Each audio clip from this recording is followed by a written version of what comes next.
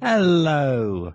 Welcome Hello. to a podcast about Anita Sarkeesian and the absolute problems we have with her. Now, I want to get this clear right from the start. We don't mind that she's actually doing this. This isn't a bad thing to do. Well, no, because it's quite a common thing in computer games, and Yeah. however, as we're going to discuss, there are reasons for that being the case, which are entirely practical. Yes. And incidentally, nothing like the reasons that she gives. It's very interesting that. It is very interesting. Also, we don't feel that the way she was treated was right. The torrent of abuse wasn't right. It's not good. I don't class myself as giving that sort of abuse. I never would. There is no point. I am not the kind of person who just go off the wall because somebody is fighting against something that I love. But there are problems. Well, yeah, I mean, for instance, I watched, I think I watched 2 videos now, and the one I watched in particular shows that there are problems in the way that she's doing it and also what she says. Yes, yes. So it's kind of funny.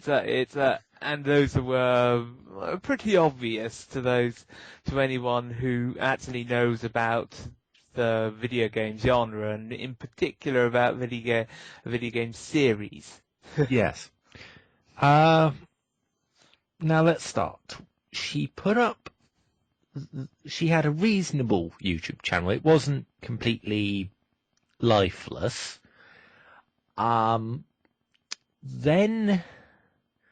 she got into this idea of tropes versus women and started a Kickstarter. This got a lot of public interest and public ire from the gaming community. Now let's start with why I think she did it. She knew she was going to get the ire. She really sort of knew, because I have a feeling she knew how gamers reacted to certain things. She sort of... I'm not entirely sure that's I think it was more... I think you give her too much credit, in a way. The errors she makes are pretty big. No, this is before we even get to the videos, Rob. I know, I'm saying right now that I think you may be overrating her intelligence and knowledge of the genre of the things she's talking about.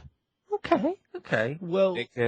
Because from what I've just seen, there are basic problems with both the reasoning and the knowledge that go with it. Therefore, I'm not entirely sure that she could predict that. Now, first things first, I have got to call bullshit on...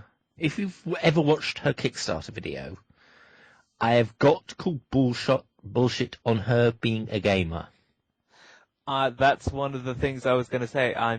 The basic errors are... Well, it's even before you get to her actual videos, the way she handles a controller it feels alien to her hands. It looks like doesn't know what she's doing. Well, unfortunately I can't really say that because I've actually seen pictures of her. And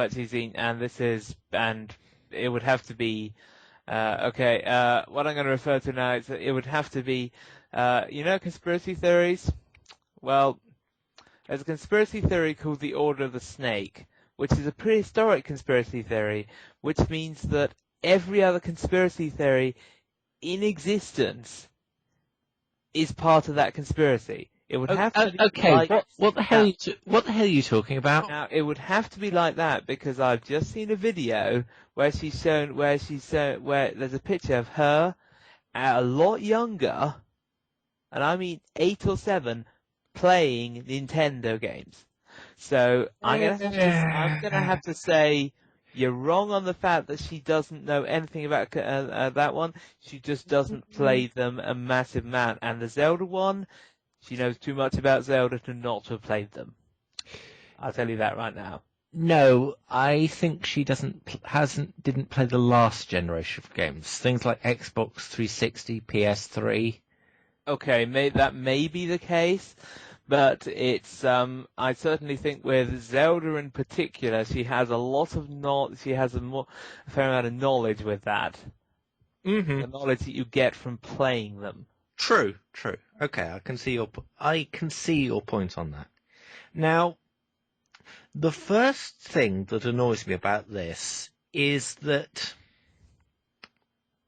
she said in her Kickstarter she was going to improve her production quality. I have not seen an improvement in production quality from the first video she made on YouTube. From the videos before she actually started doing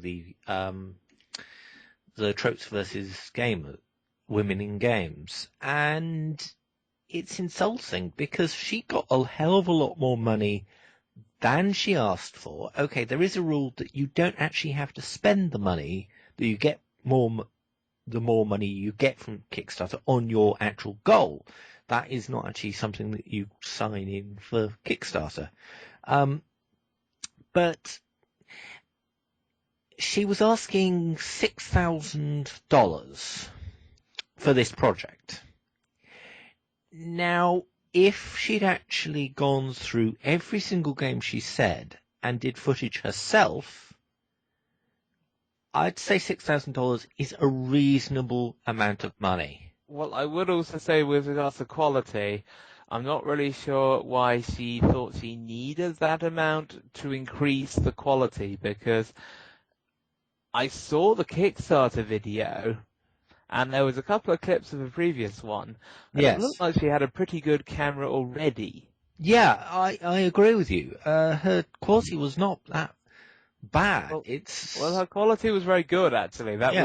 So I'm not really sure what she was really planning on improving so much. No, I don't understand it either. And her editing skills, I'm not going to bash her editing skills. She's a very good video editor, I can tell. I know good video editors from awful video editors. There were no sloppy transitions. There were no fade into black, then fade out of black. I've seen that done a few times. I would say she's not the best at video editing. No, she's not the best, but she's not skilled. No, it does. This does also apply in this particular case. For instance, in comparison to Angry Joe, it's who manages a lot with less. She is not that good she's not that good with using what she's got, I would say.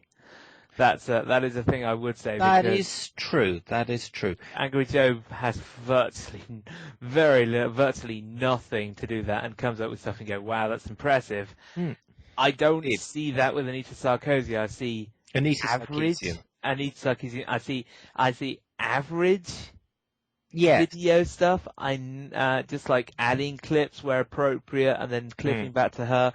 That's average stuff. That's not $6,000 Kickstarter fund stuff. That's very average. Now,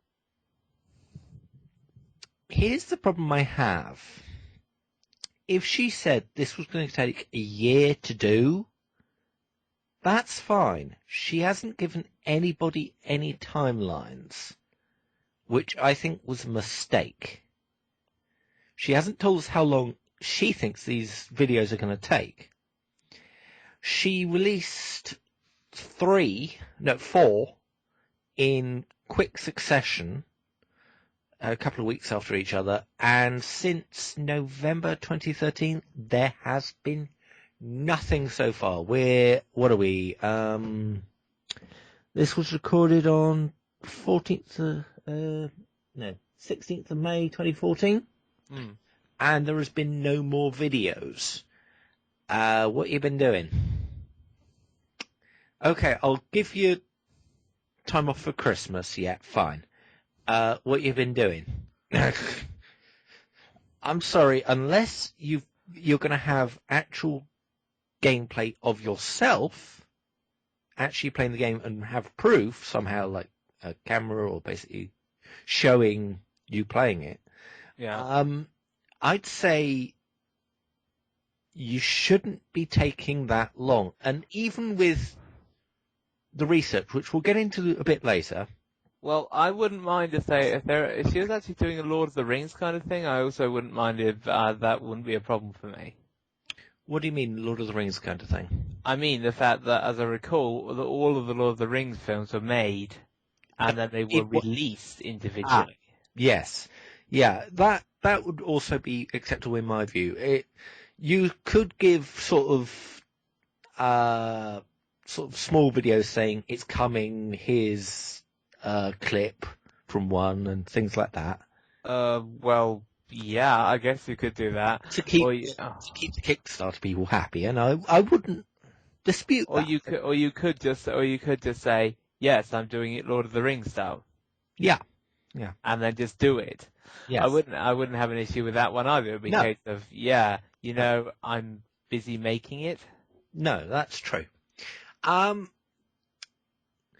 one thing that annoys me about this video series at the moment is that it has been proved by multiple sources that the video game footage I don't expect her to get all video game footage that she shows on the video. That's beyond the wit of man for everybody. But when she points out key scenes that she's actually talking about and shows a lot of the video game footage, as in full screens it, lets it play for a moment, she rips it from Let's Players. Oh, right. Well, this is a bit, I would at least give some acknowledgements and some money to the Let's Players who did it in the first place. Give an acknowledgement in the credits of that video saying this was taken from this was taken from this was taken from this. If she did that, I would have no problem with it at all. Yeah, because it's giving acknowledgements. It's giving acknowledgements. In the end, it's as good as paying somebody in a lot of ways, yes. Giving an acknowledgement on something. So, yeah. Yeah. The one thing that does annoy me greatly is that she seems to think that she can go back from one topic to another. Her video it doesn't seem to stay on topic. Okay, well, I can't really say I've experienced that a massive amount because the two I've seen have been very focused on one, but I would say that splitting a video into two in odd places, which is a very odd splitting that I saw, which I didn't quite get. True. Well, it's literally just like, okay, there's an example here that might disprove my point. However, for now I'm not going to talk about it and just say that my original point is valid. Which and then I'll talk about in another section. Like, wait a minute, the fact that you're talking about how it's partially disproving the second one means that your original point isn't so valid on that issue. So that was a bit odd, I'd say. That is true. With this $6,000, I would expect interviews. Wouldn't you? Well, some interviews, yeah. I mean, even over Skype. Well, yeah. I mean, the fact that something like the Horrorcast can get interviews with Guy C and people like that, can go to cons and actually talk to people and talk to people at things like Magfest and stuff like that. It's like, so it's really quite possible to be done, and with the amount of money that you've got, it's not like travel costs are an issue. Quite. So, no, I don't see why you're not interviewing people in a way. One thing I would have liked her to actually do is interview some female gamers to actually understand, do they understand where she's coming from? I think one of the reasons why she doesn't do that is because she already knows the answer. Yeah. Because if that were the case, then I'd be like, yes, go and interview Dodger. Her opinion, but yes, if you don't know who Dodger is, she's part of the TGS podcast. But essentially, she is a prominent female gamer, an example of a kind of person that you really should be interviewing. If you were going to be interviewing. Now, when I say this, she's a prominent female gamer, but she's not someone who. She's not one of these streamers who has 98% of her screen to her, a small bit of the game, and pretty much has 98% of her cleavage out. She is actually someone who has valid opinions, is very funny, has worked up to get her channel to a good state, and knows about games. She knows what she's talking about. And another example is there's I've got it on my phone actually. Is there somebody on the Horrorcast who has played all the Silent Hills and things like that? That's another female gamer that's on the, and I can think of more. Yes, and there are more around. Oh, and Felicia Day. Well, exactly, yeah. It's just like, and it's the thing. And it's those kind of things. You don't even have to have a face-to-face interview. You can just organise effectively over a Skype call. What we're doing. It's very simple. It's just like you Skype, you do record it. You do phone. It's easy to do, and the fact that it's just odd that that's not being done. No. I wouldn't mind if it was somebody within the industry, because it's not that hard if you're trying to actually do academic work to talk to somebody in the gaming industry. They will help you out. Yeah. Yeah, they'll go, okay, you're doing academic work, we'll give you a small interview. That's fine. Well, an example of what she could have done recently, and this may be a topic you were planning on touching later on, but we will. However, is the fact that when you are named by the gaming industry to be like an example of yes, example of the kind of reference to the gaming industry, well, that gives you access. That will give you access, right? It's like, yes, I'd like to talk to you. I am also a representative of the gaming industry. You just told me that I'm that. Yeah. So that's I've interviews with these people for 10 minutes. Yeah, that's something you could probably do. Yeah. Because it's just like, yeah, well, I am representing. Yeah.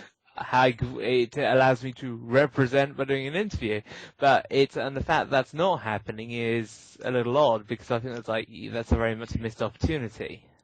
Yes, I do think it is, because the amount of money she received, which was $150,000. Well, that was way over.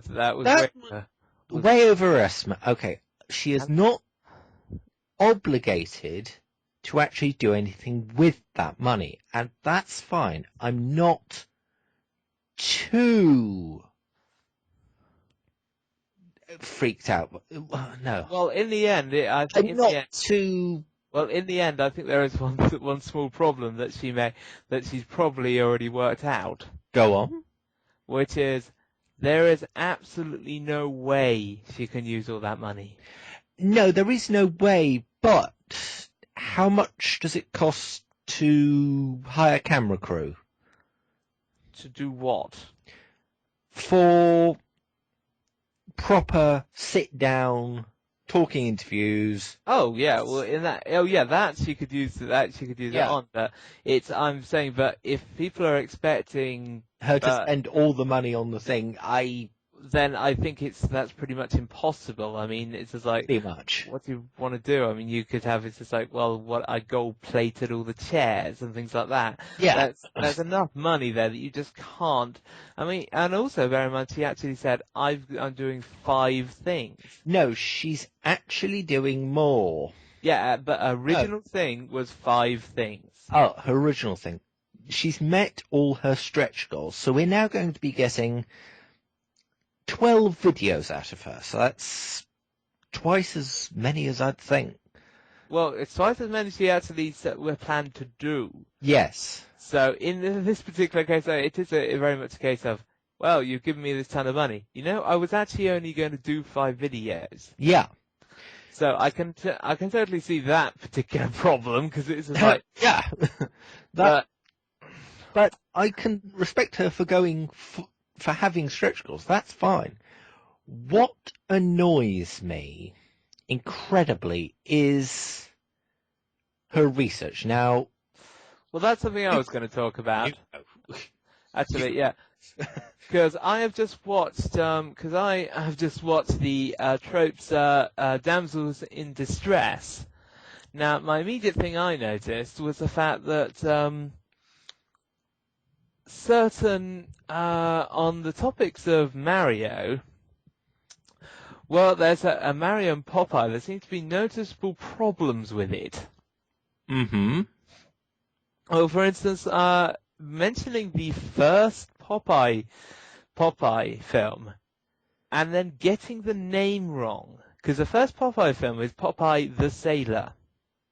However, anyone who knows anything about Popeye later on knows it becomes Popeye the Sailor Man. Mm-hmm. And also, also the fact that the film, that there's a Popeye the Sailor Man live action film, which again emphasizes the tropes that she's talking about, and which a lot of people would actually be familiar with. Yes. And that's something that should be mentioned. But it's clear, by the way she says Popeye the Sailor was the inspiration. It's like, actually, you don't know anything about this guy, about Popeye the Sailor. True. Because you're making some mistake which if you actually knew anything about it, just by looking at a Wikipedia thing, or just any kind of information, you'd start making that mistake. And also, you'd add more, also the lack of content means it's like, I don't actually know anything about this. Uh-huh. So I've done very minimal research. And so, that was an odd one, because I was just like, no, you've just made that mistake again. I'm not really sure how you're making that mistake. Yeah, it does seem odd. I mean, an example is, I'm just going to type in something on YouTube here. Right, here we go. I just typed in Popeye on YouTube. Yeah. What I get is Popeye the Sailor Man. Ah. Straight off. So I'm just okay. Let me try something. Yeah, try it. Popeye.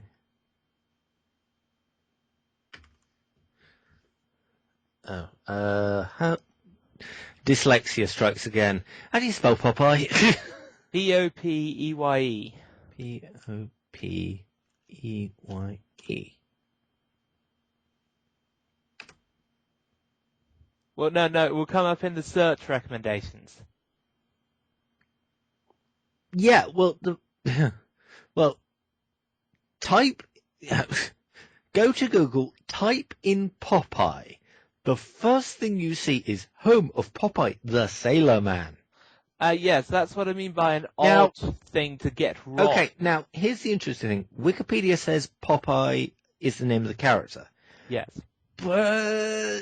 However, anyone who knows anything about it, which somebody who did research on Popeye the Sailor, on Popeye, for their video would know, could know, is this Popeye the Sailor Man later on?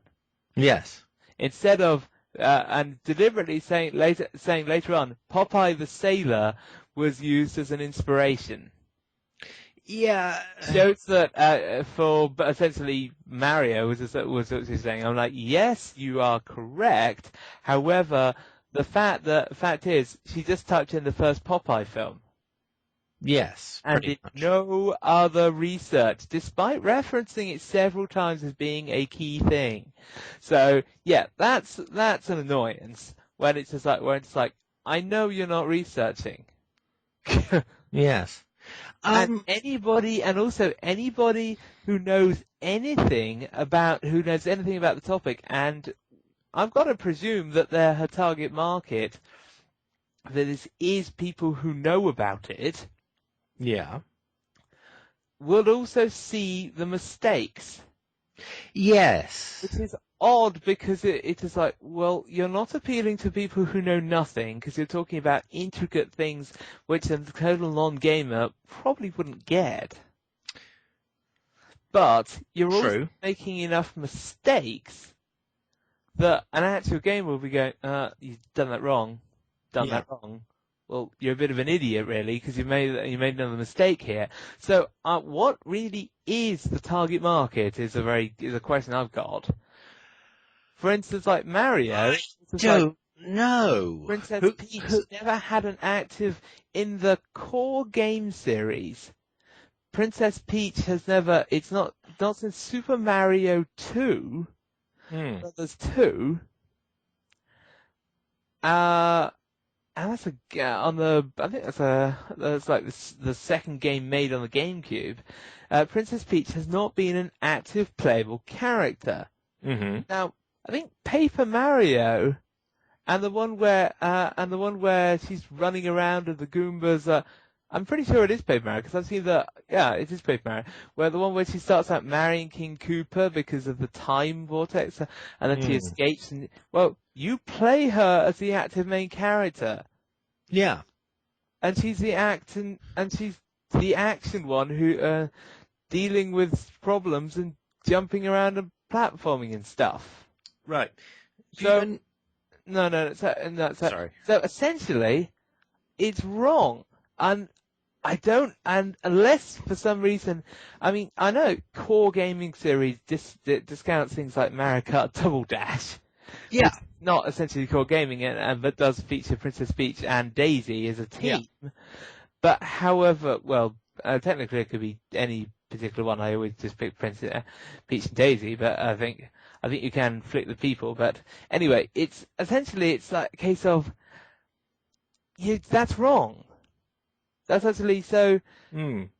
I mean, there was a thing about I will reference something later on as being things that go against that, but in the meantime, the point that she made in part 1 was the fact that she's never had an action role since then. And I'm like, no, that's completely wrong. And I am not a huge fan of Mario, and I know that's right, and you don't. Yeah. Know that what you've done is wrong, and there's something else which actually exists, which makes me correct and you incorrect. And I'm like, but you don't know that, and you're making it, and it's a point that's made several times. Like she's just there to be rescued. She has no active part. She doesn't drive the story. And I'm like, no, that's wrong. Yeah,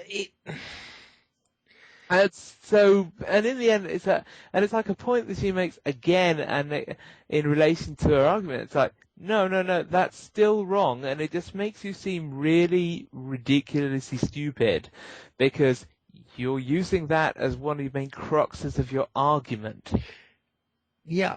And if there's any particular reason why somebody would think that Paper Mario is not a core part of Mario. I quite agree with you. Then that's fine. But as far as I can tell, there is no reason. So it's like, no. Yeah. It's just that you ignored that because you say it's not a core part and everybody else disagrees with you. Okay? Yes. But don't base your argument on it, because otherwise people would just turn around and say, no, what you're saying is rubbish. Now, in her research for another one of her videos, which was Miss Male Character, she starts the video by saying that the creator of Pac-Man thought X many feelings about females. Now, that actually doesn't make sense, because that his personal views on why he designed the character don't actually matter to the character. Well, they do influence the character. I won't say that they don't influence the way. True. But Shigeru Miyamoto, I think it was, said that women like to eat, so basically that's why Pac-Man eats. And on that particular point, I would say there is quite an element of truth to that. Well, everyone likes to eat. No, there is actually a fair element of truth to that. If you try and see any chocolate commercial which is trying to appeal to yes. And also, not to mention the fact that in lots of programs they're like, "Oh, I'll have this and all that stuff, but I am on a bit of a diet." And you know the kind of things I mean. It's the kind of things I mean. Just watch any often female-made, orientated program, and you will see this, and you're like, "Yeah, that's actually a fair assessment." Indeed. Now, hence the whole dieting thing, because it's just like, hence the whole thing with multiple different types of diets and all that stuff, because it is actually a thing. So it's not that he's wrong. No, it's not so, and that hasn't changed since the game's inception. It's just like, that's still a thing. But what annoys me about her is when she talks about how Miss Pac-Man was made. And she says the only thing they could do was put on some lipstick, a beauty mark, and a bow. Now, we are talking in the earliest days of computer gaming. We're not even talking a graphical user interface. Now, what a graphical user interface is,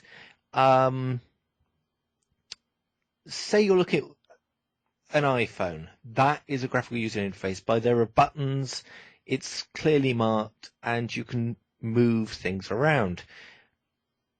What I'm talking about is before graphical user interface, you had to type in commands into a... Well, not on Pac-Man. You do have to type in. This is how it was made, Rob. This is how it was made. Okay, well, that may be how it was made, but not how it plays. No. Let me finish. You had to do commands to make the game, right?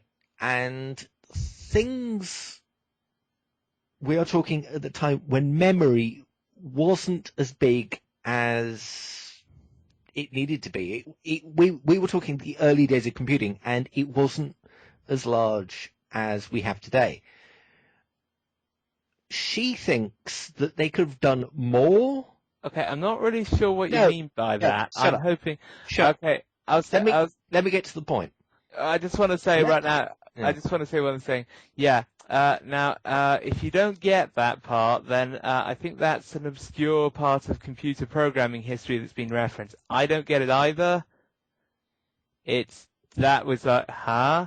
No, but you'll get the point in a moment. No, I just don't get what you just said. Yeah, you'll get where I was going with this. Oh, I do, but I don't know why you just said that part, because I'm like, huh? It doesn't make any sense.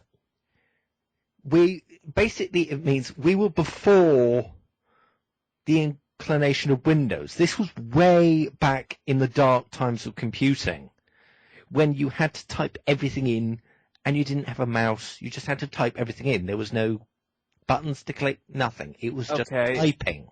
I don't get what that has to do with anything. It does. Using me. Okay. It does have something to do with it. I'm hoping somebody understands, because I don't. Shut up for a minute. Basically, they had technical limitations to what they could do. We were not in the days of polygons. We were in the days of pixels. And at the time, you couldn't have that many pixels. You couldn't have 1,000 pixel count. You had a set amount to deal with.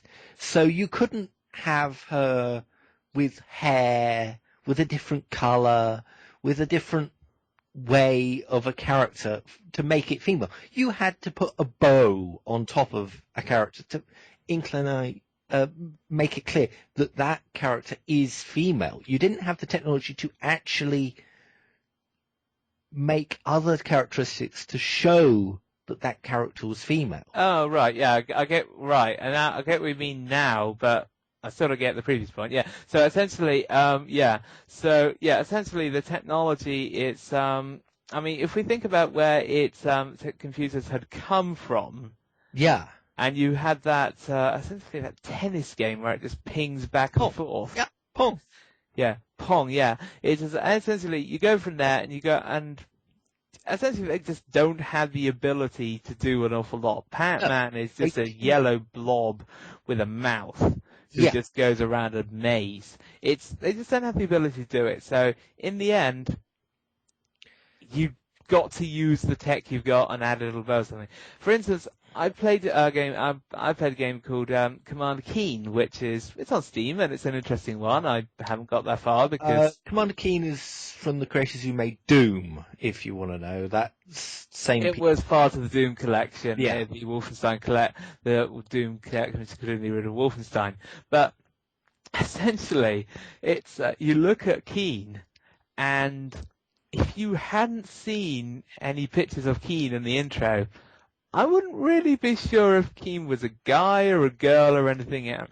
Mm. Oh, the only reason I would know is because he'd have a blue spacesuit, essentially. Yeah. And it's not a spacesuit. I know he's got an American football helmet on for some reason, but if there was a female character, that female character would probably have a pink spacesuit, if only for the reason that the graphics are so bad you can't do anything else. Yes. And that was like a key point that Pac-Man is the start of that. The answer is no, Pac-Man is not the start of that.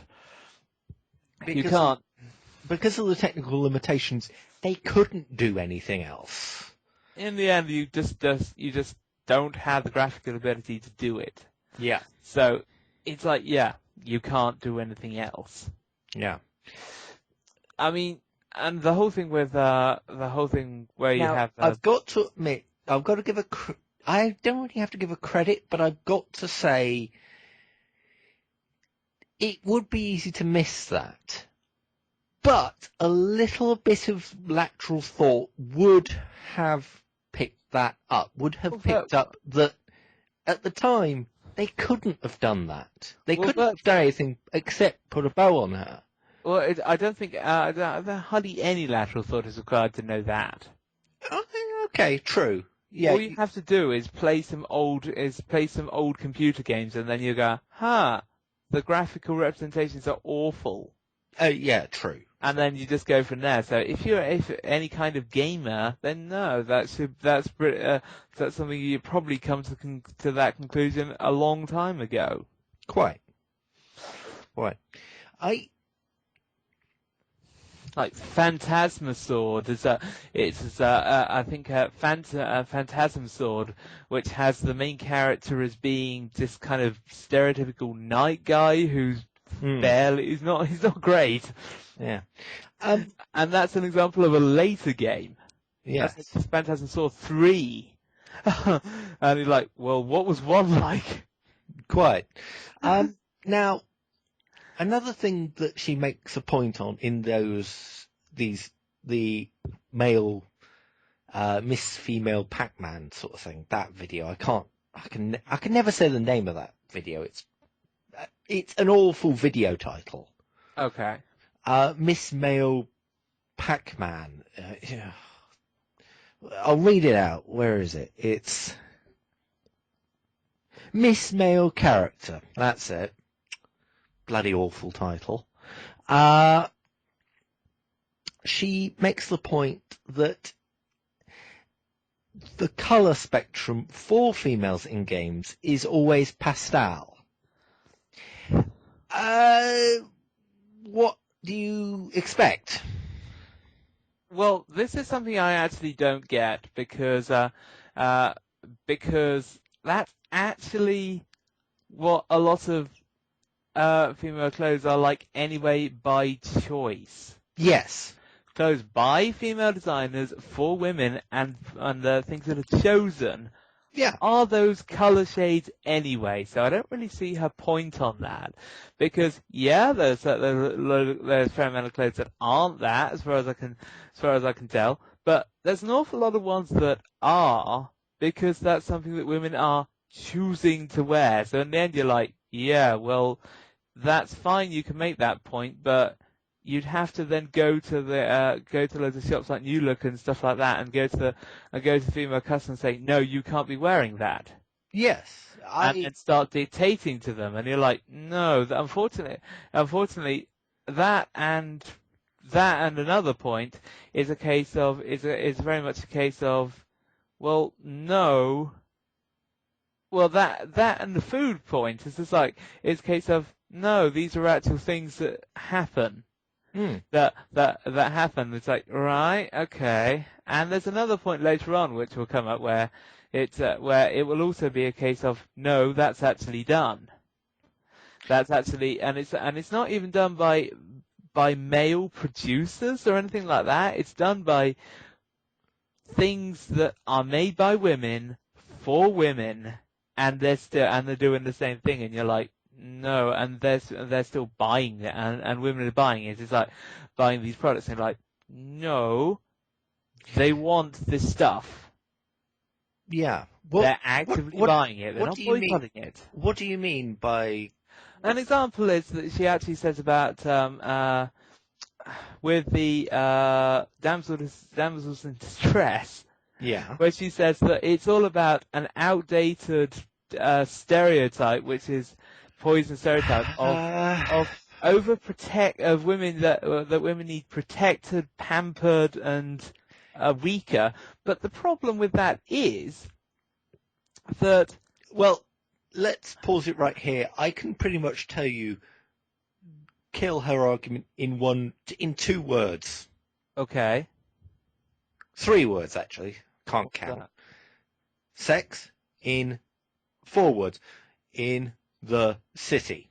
Well, it's not just Sex in the City. It's but that's a great example of it. Yeah. In the fact that yes, there is a whole thing, and not to mention a lot of standard rom-coms where the whole thing is like, well, I'm a rich guy who's going to take you out to dinner at this great place, and I'm going to pay for everything.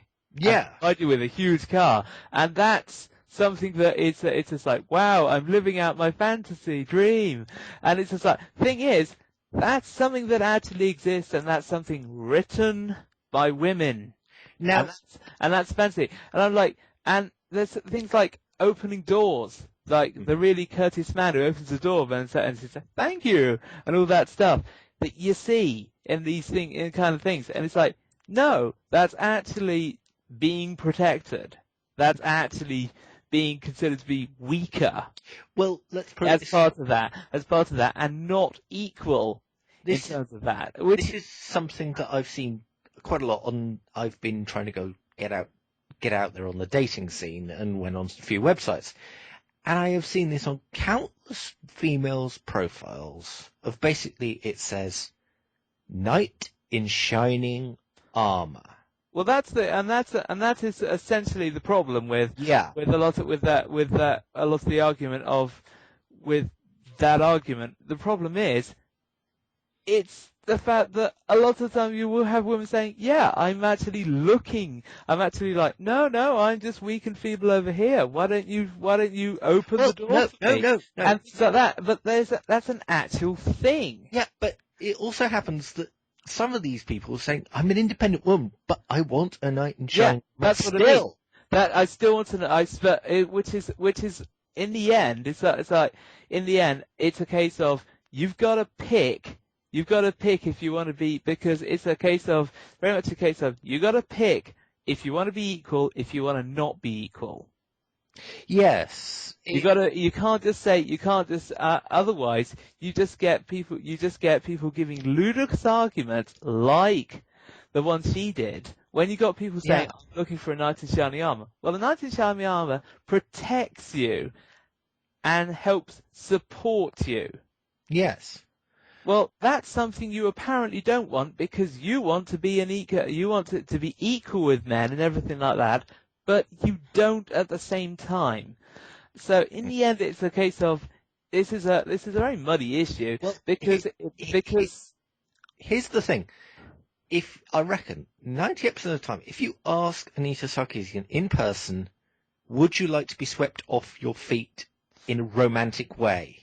by a rich millionaire, so for instance, Yes. then the answer probably If she is sticking with her guns, she'd have to say no. who also happens to look like Hugh Grant and is like, "Hi, I'm actually rich and sensitive and want to have that stuff and want to take you to the top of the Paris Tower and pay for all your meal."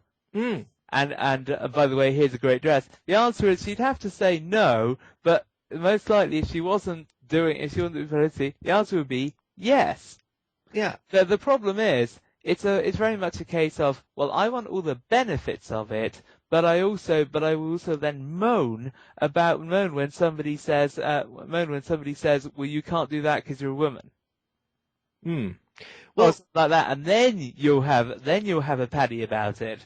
And in the meantime, but the other one that benefits you is fine. Now, but the problem is that actually just leads into this, where effectively, due to that split attitude, yeah, the feminist frequency thing doesn't work because people don't want that at all, and it's just like, well, that's not true. Yeah, sorry. sorry, I was interrupting you. But essentially, yeah, that's one of the problems with the entire set of arguments is the fact that she somehow sees, and I think it's an artificial thing. Yeah, go on. That she's essentially saying that all women don't want this. This is a crime against women to do this. However, it doesn't represent what women actually think. That represents what she likes to think as an idealized crusader point of view on that one. And that there may be a fair few women who think that. There's also a fair few women who don't think that. Yeah, a lot of women who don't think that. Hence, you get a lot of programs like Sex and the City and stuff, and loads of ones like that, which have millions of viewers and have avid followers, people talking about them, and they are all about those tropes. Now, it even gets worse because, okay, they might not actually be tropes against women if you think about it. Well, they're not because women make. Well, no. Let me explain. Since the dawn of time, everybody has wanted to be a knight. Every man has wanted to be a knight slaying dragons, killing things. It's a power fantasy to be the brave soldier on the battlefield, killing millions of Nazis. And essentially, it's one of the signs. It's one of the signs. And I'm going to say this right now because it's totally obvious. Go on. It's one of the signs, if you're trying to find out if a guy's gay, just ask his film choices. It's really easy. You just go like that, and oftentimes you will have, well, I like this, I like that, and you just get, well, that's dramas. Yeah.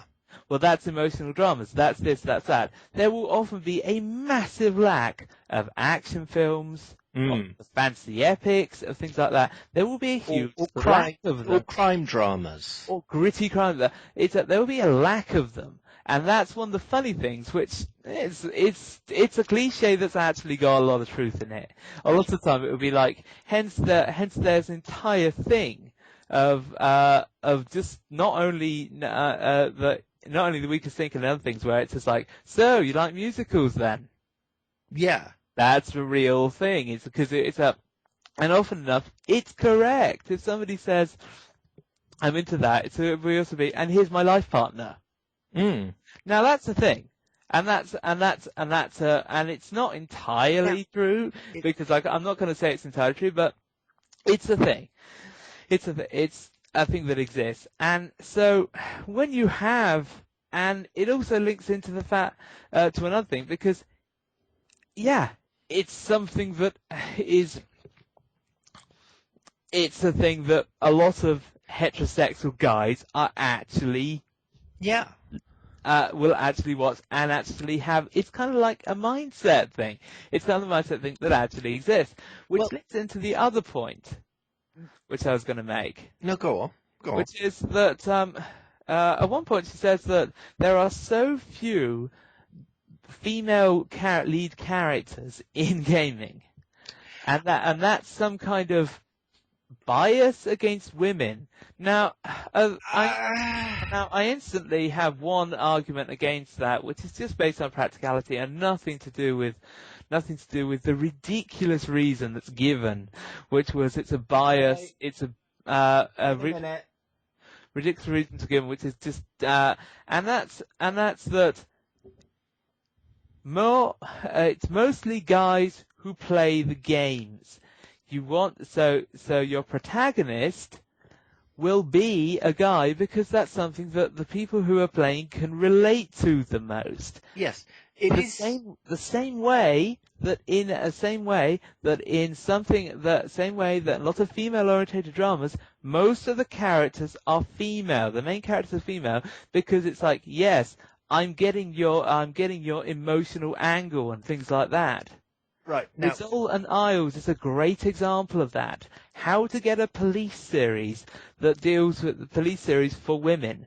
Populate nearly all the characters as women, particularly the two roles who are Rizal and Isles, who are both women who are managing various issues to do with that while they are solving crimes. I believe most of the characters from what I've seen of that one are actually female. Are female, and female like the Mortician and things like that. And the point is, it gives the show an entirely different spin because it's more about their issues.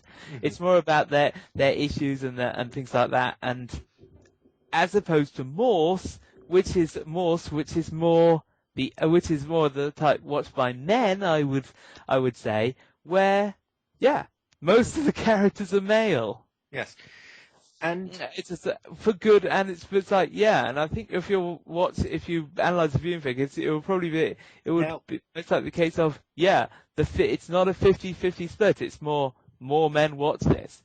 I certainly think the Rizal and Isles has one of the lowest, will have really low amount of men watching this, because they'll be like, no, I don't get this. I've never even heard of it. Well, I have, and I was instantly put off by it. Now, or that nurse program, for instance. Now, I've got to put in one thing here that actually proves our point a lot more than it actually proves hers. A show like Castle. Yeah. Which has a female and a male lead. Well, there are two examples for that. There's Castle and, what's that? It's not Love, actually. Down with Love. Now, yes, I was gonna point that out in a minute. Yeah. But Castle has both female and male lead, and they are both well written, well-rounded characters, and I think there's a genuine thing of we do not want to go down the mostly male or mostly female. We want it half and half. Indeed. We want to get both, and we're doing it. This is the way we're doing it. Now, it requires a lot more effort to do, but it's worth it in terms of viewing figures alone. Yes. Now, never mind the amount of coverage you get. Gaming-wise, an example is Down with Love also has a thing. Actually. Both the female. No. I was just going to say, where both the female and the male characters are well written, and this is the key thing, I believe, which to both of these, which is that, as far as I can tell, in both the productions, there is not an overall bias either way of female or male producers. Quite. It's quite obvious when there's an overwhelming bias of female producers because you get something like The Hurt Locker, which is one of the few war movies where you will be unlikely to get a guy sitting down saying, I want to, it'll be like, we're watching a war movie. That's great. It's called The Hurt Locker. I'll be over there playing computer games. doing something else. And that's because, and you see, have things like, I mean, I know I mentioned this again, but Sex and the City is quite obviously one that if it had a single guy in the development thing, that guy was the guy writing the notes. Yes, because probably. one of the main characters in it is gay. Now, just so they didn't have to deal with it, and that's the guy who plays a Stargate SG-1. He created Wormhole Extreme, that actor. yes, now, I know. That one, he's gay. Now, and that's blatantly an example of, we don't want to have to deal with the fact that we don't really get guys at all, as is obvious from the series. Now, therefore, we're going to make the character gay, just so we don't have to deal with it. And it's essentially a woman anyway. Keep talking for a while. I'll be back in a minute, okay?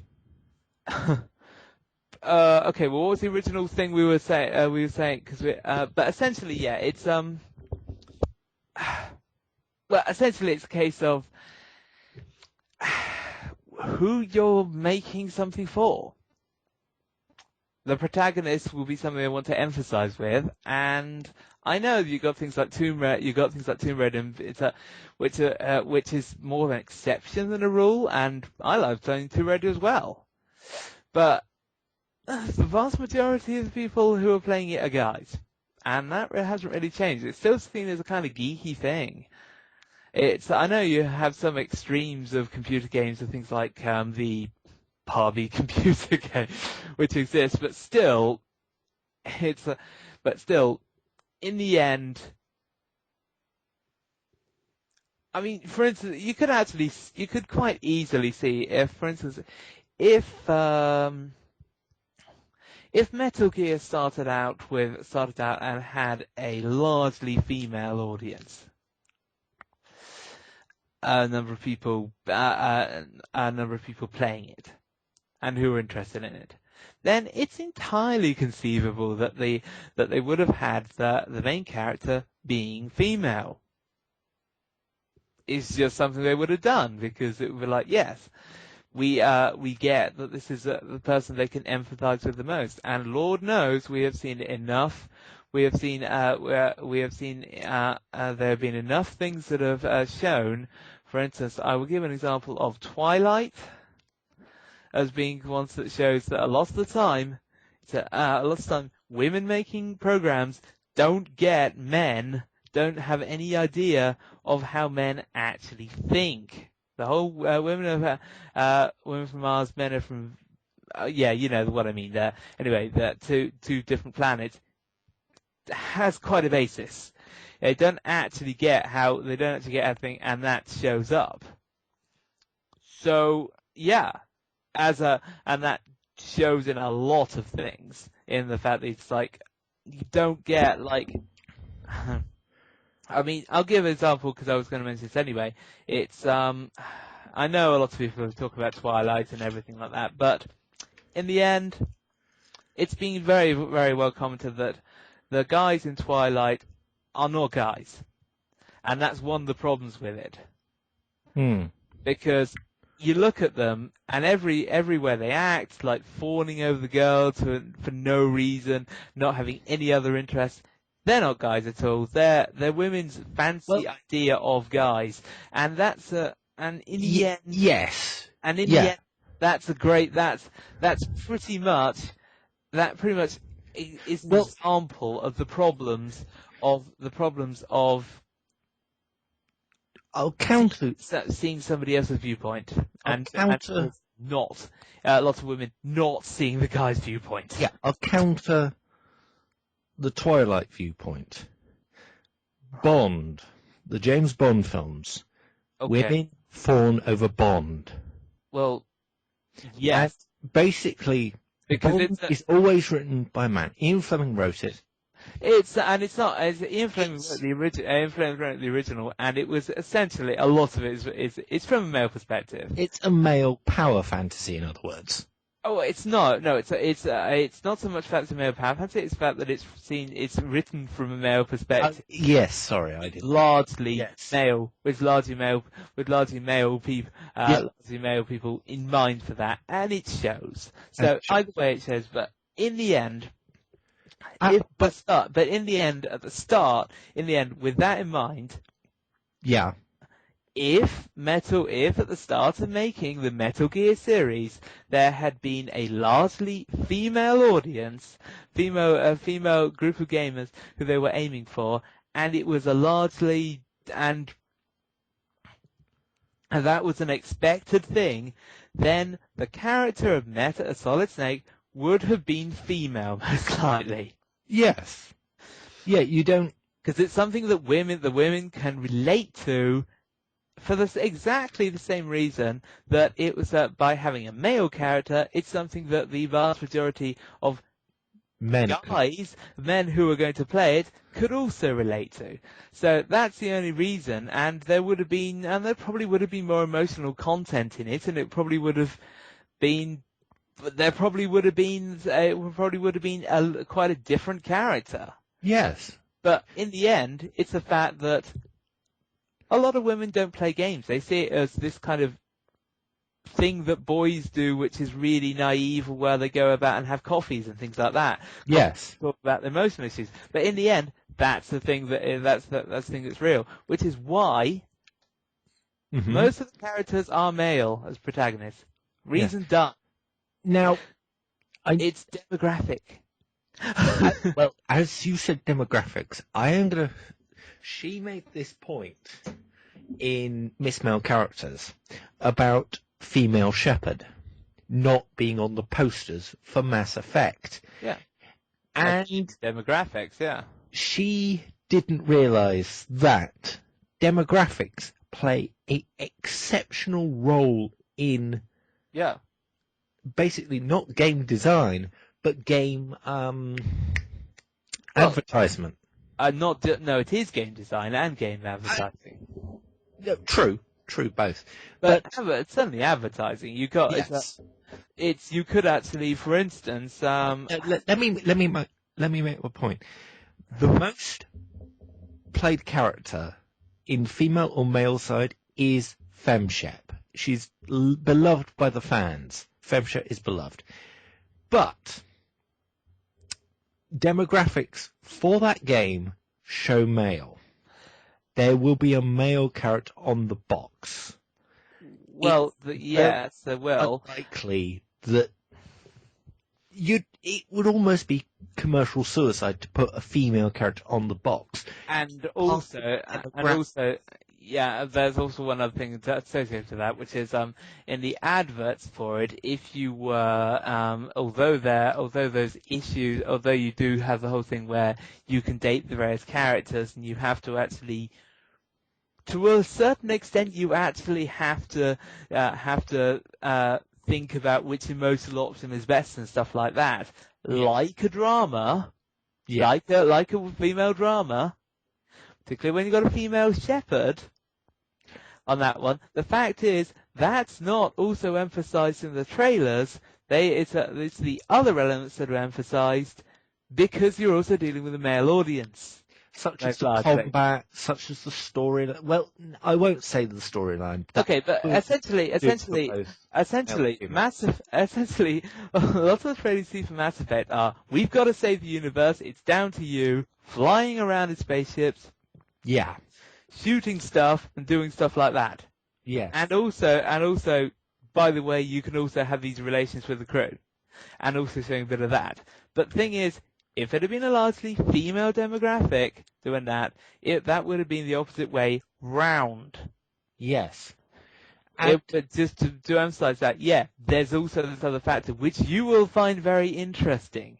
But they don't do that because of the obvious ones. Well, with the female shepherd trailer, which was basically made as not really a publicity stunt, but they wanted it, the fans wanted it in. They wanted a Femshep trailer. Yeah. The Femshep trailer is still going after the male audience. Yeah. Because mostly males play video games. I'm not saying women don't. No, There we're are not lots saying of that. famous women No. who play video games and are good at them. Oh yeah, we're not saying that at all. We're just saying that the vast majority, Vast majority or are... at least the sizable enough chunk, and we all know that that advertisers always go for specific ones with the exclusion of all else often enough, because Advertisers look at bar charts. now advertisers do more than look about advertisers. Advertisers have an ability to not being able to generally to not being able to appeal to more than one type of demographic or market. That's a flaw. Yeah. Advertisers have quite a bit. Yes. If you look at their advertising, and in this particular case, it just means they can only either appeal to male or female, and there are more males playing games, so they appeal to them. Yes. But we have all seen ad campaigns where it's just like, as a man, you should do this. And there's in terms of perfume, and then it comes to the women. It's just like, well, as a beautiful woman who's walking into an apartment that looks like she come from Breakfast at Tiffany's. You should look beautiful with this. Now, can I? Well, that's an example of advertisers failing completely. Yeah. Can I actually to be able to appeal to both? Now, can I actually tell you something about what you just said? Or being being so dichotomized with that you're just like, yeah, the women might want to be kind of like more tomboy and boyish and rough and tumble and like that, but advertisers can't do that generally. Here's a trick. You might not know this, neither might the audience of this podcast. At Christmas, there are mostly perfume adverts for men and women, but it's more male-orientated. Now, why is that? Well, you mostly have the hot guy standing in an apartment looking near the girl. Now, if 98% of the actual thing is showing the guy, it's meant so that the girlfriend buys her boyfriend that perfume. That's true, yeah. Make him more attractive. I was in Boots the last couple of days ago, and there was a thing where it was a Dolce thing, I think. It was just like, and it actually had a guy in a suit and everything going like, just looking towards the camera, and it's like Dolce, and it's just like, the thing is, it's just a perfume. It doesn't make that. It doesn't do anything else, which was sort of kind of finding funny, and the fact that it was such a stereotype. Yes. Now let's get back more on topic. But yeah, so essentially, well, we still are kind of. Essentially, it's demographic in the end. Yes. Which is one. It's not as she actually says. It's not as she tries to say. It's not that there's massive amount of bias towards there. It's the fact that in the end, if there was a female, and I'll say this for most things.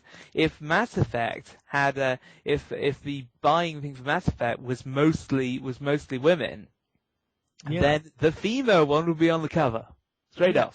Yeah. Because advertisers know how to advertise for one group, and they advertise for the one that has the most. Yeah. Straight off. So I think we've effectively covered that, because, in the end, that's what it is. That's what it is. You can't. It's not. There may be an element of we want to appeal to a certain one because, but the 99% I'd say is because it's just a case of, yes, these are the people who would buy it. Why would we not? It's just like, it may seem sexist, but you're not trying to make a profit. Mm-hmm. And you're not trying to make profit. And so, we could advertise for another group that hardly buys it. Yes. That has a very little presence in the market buying something. But we would go out of our way to do that, and we'd be spending money. Are you going to pay us that money? Or it's just that and if you're not, then you may moan at us as much as you like for not representing women, but you're not buying it. Let's face it. How many women are advertised to in a football commercial? Hardly any. That's the This is because the problem. It's in the end. No, in the end. It's a case. In the end, it's a case of. In the end, it's a case of. It's a case of. Yes, she can complain as much as she likes. Yeah. But she knows. But unless she doesn't know, then she's got. Then it actually I'm not sure she does know, because it would. She wouldn't have raised some of the points if she knew that. That designers would just turn around and say, designers and advertisers turn around and say, yes, we could advertise for this market, spend a load of money and get virtually no return, if any, and be politically correct in the way we do it. Are you going to, or we could just do it the cost-effective way for the people who we know are going to play it, and then we'll just have to live with the fact that you're complaining at us. But really what they should do is just turn around to people like her and say, well, are you going to pay for this? Because we know that the vast majority of women are not going to buy this product. Yeah. I'm just going to say, you could keep going. Yeah, so in the end, it's a case of yes, the advertising is biased for that reason. But in the same way, why don't you start advertising? There are some things which are advertised solely for women. Yeah. Most with like maybe a few men watch it, but not many, and we don't see women going out of the way. The people going out of the way to advertise it for men. They don't bother because they know that it's more money, it's more trouble and more money than it's worth for trying to get maybe a few more. Right. Okay. A bit more of a market, like a minuscule amount. And so in the end, they don't. If it was just men doing it, then complain away. It's also women making programs for women. Made largely for women. There are probably a segment of men who do watch Frizzle and Isles because that appeals to them for some reason. And I just but they're not advertised to, I'm pretty sure, and because for the same reason. But that's not sexist to you. But that's not sexist. It's sexist when men do the same thing. Quite. Apparently. Now, I want to talk to you about a title of one of the other videos that she is going to make. Okay. Man with Boobs. That's the title. And I can tell you what she's going to say. I have no idea. Well, basically, she's going to say that there are characters in video games that are basically male characters just with boobs because they need to. Now, I've given you a link to League of Legends. Okay. An archer called Ash. And she's going to basically go, this is a male type character just with boobs. Right. And also, I know where she's going with this. She is going to say Lara Croft in the original set of games, was a male character with boobs. Wrong. Well, I can automatically see a problem with that one. Yes. Well, my problem with that is the fact that you're effectively saying, unfortunately, she can't win with her arguments. No. Now, the reason she can't win is because she's saying that overly feminized characters are bad. Yes. Princess Peach going, oh my god, I'm trapped in a tower, is apparently bad.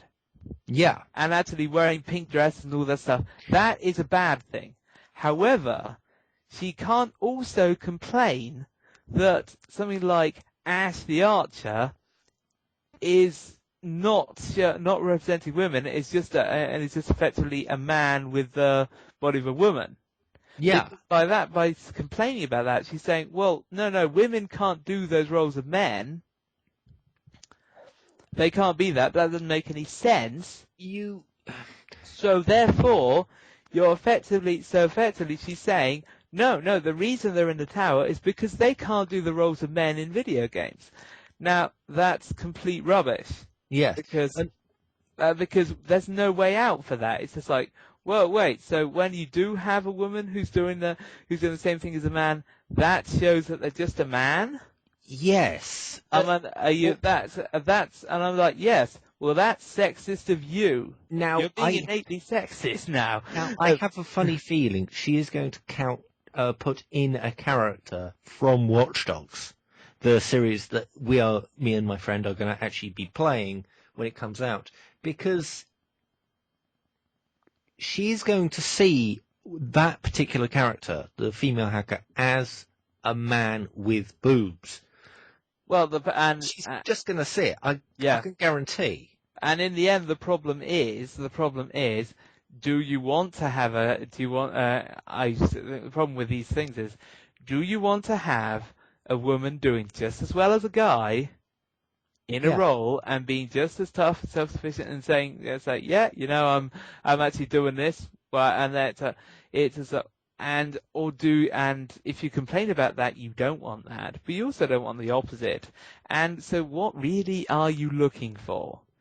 You haven't provided a middle ground as far as we can tell. I mean, what do you want in the end? The problem I have with what she's saying is that, okay, we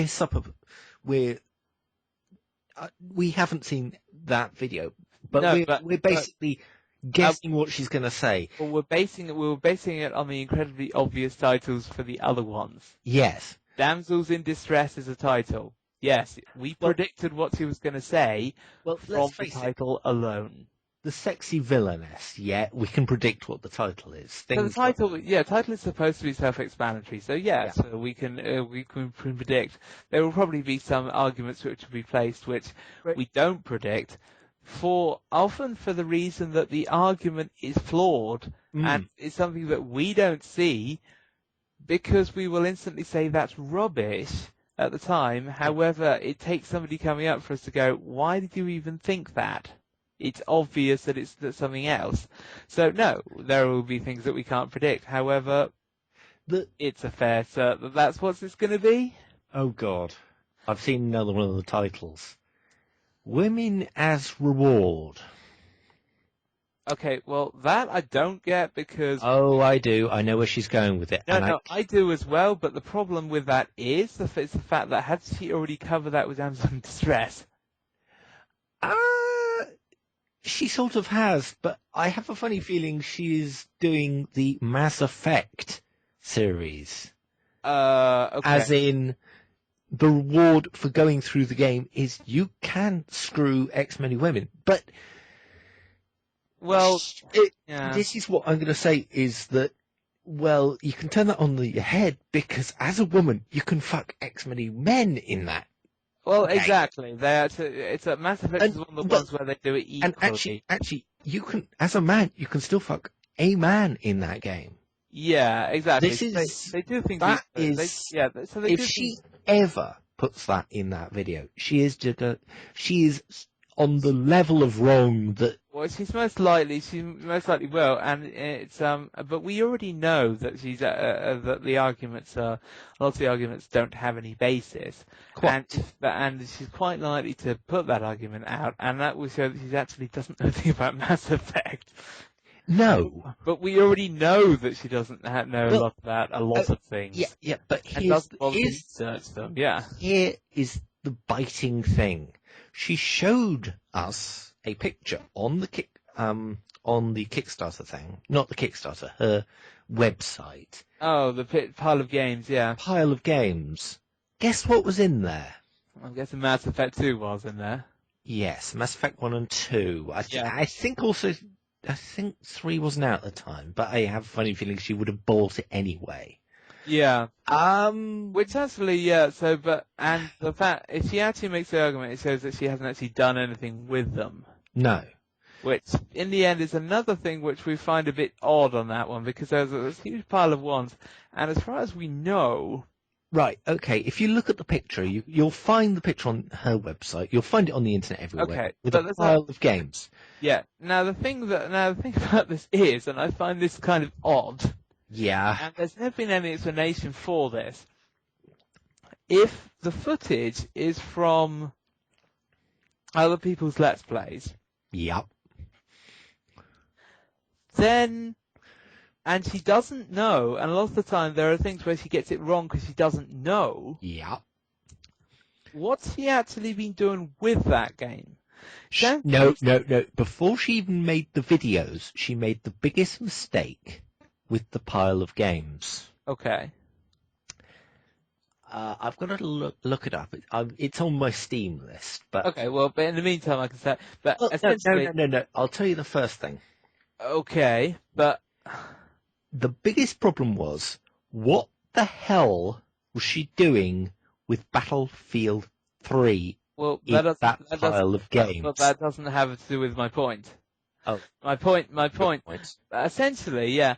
But essentially, yeah, as far as I can tell, she hasn't actually played those games, because we haven't seen the screen captures which she could have bought the technology to do.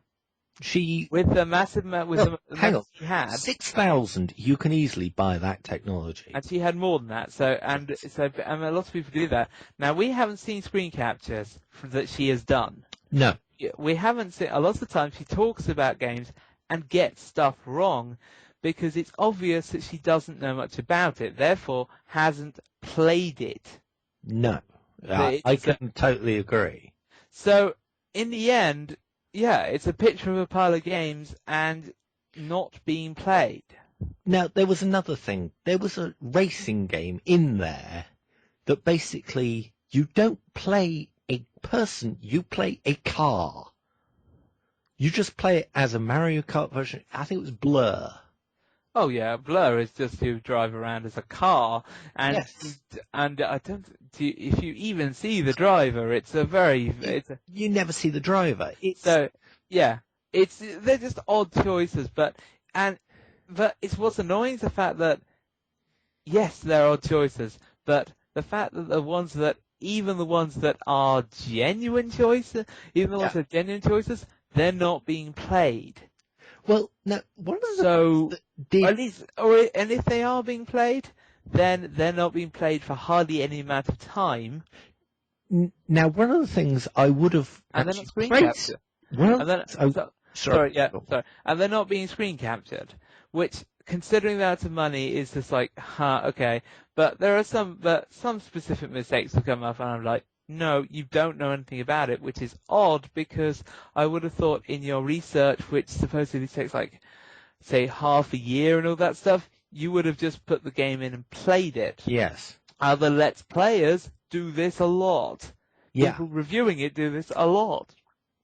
For God's sakes, Angry Joe has a very short space of time to play a whole game. And things like Rambo, where he played through the entire thing.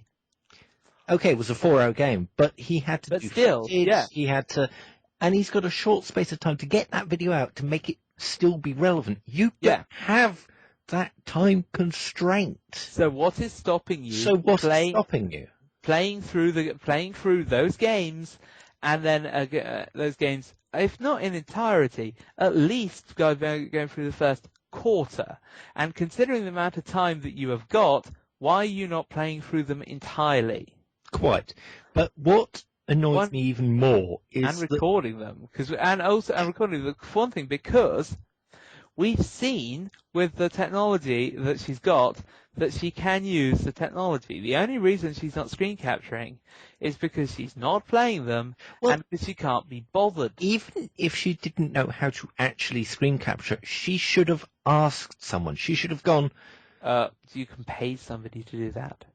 With the amount of money she's got, she could totally have somebody come in and just go click. Before we even get to the ludicrous amount of money she actually has, we're talking 6,000. You could have paid someone to go click at that price. And set it up. A pile of games. Have the equipment to get it, and even do a bit of an upgrade to your studio. Yeah.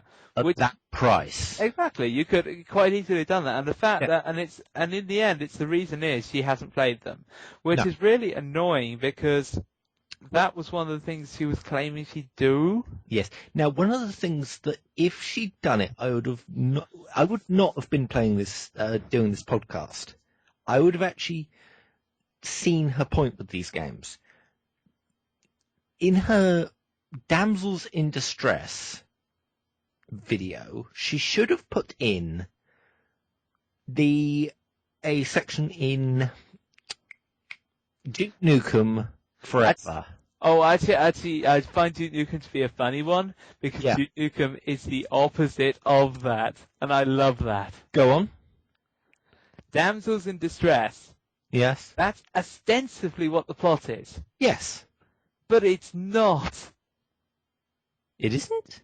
And that's what's awesome in the end. They don't, because, and I'm going to say spoilers right now for Duke Nukem Forever if you haven't played it. But the twins being captured, which is Duke's impetus to go.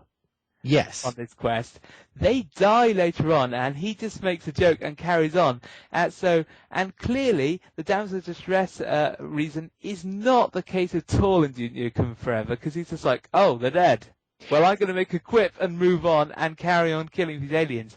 Why? Because they weren't the main reason I was doing it in the first place. Yes, but I wouldn't have been against her as much as I am if she'd actually put that section in. Yeah, because that section is like that section proves her point down to the T almost. Actually, no, it doesn't. It for me it does. Damsel in Distress, it proves nothing.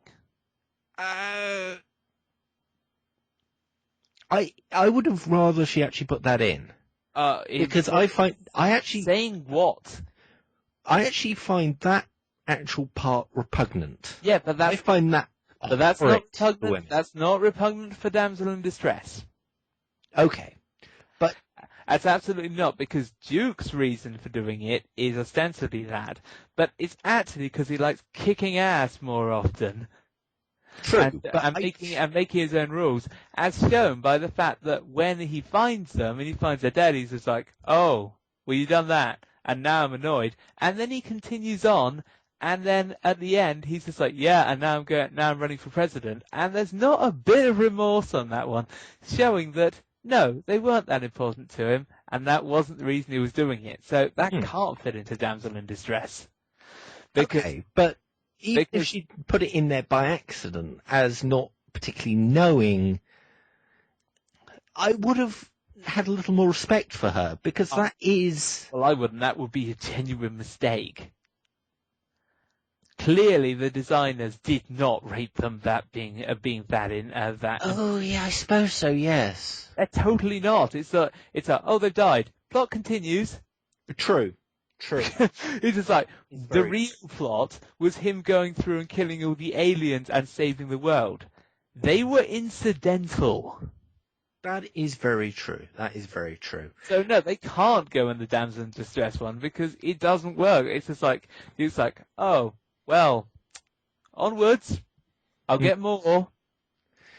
I'm Duke. I'll get more when I'll have a load of honeys when I'm president. Yeah. This is a major concern for me.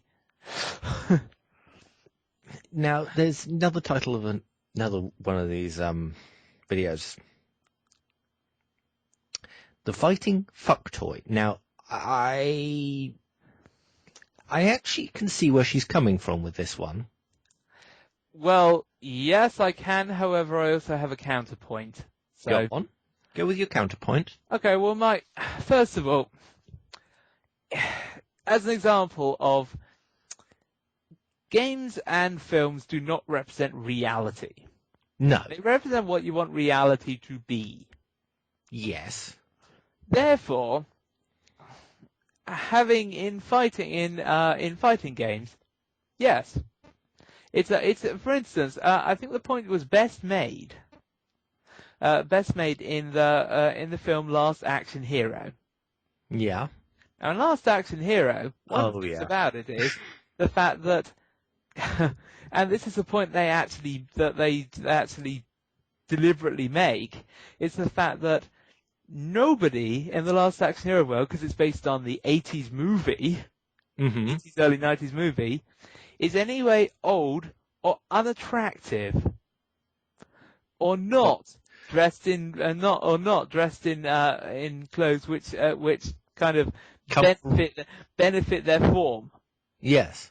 Now that's the thing, and that's because it's not a real world. It's a world that's designed with people's preferences and dreams in mind. Well, They are wandering around in that world. Now this relates to fighting games. That particular thing with fighting games, because in the end, what is it that as a guy you want to see? 2 women in a cat fight. No, it's not necessarily that so much. Go on. What do you mean? You want to see, and in the end, let's just be honest.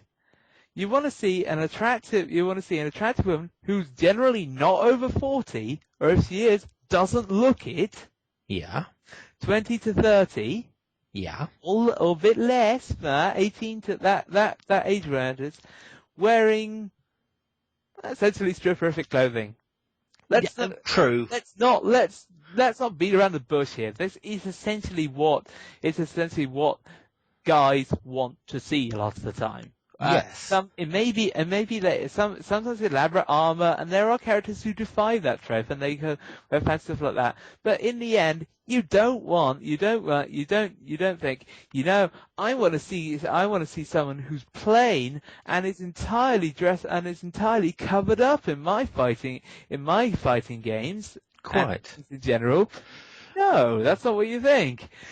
And the same thing applies to things made by women in regards to men.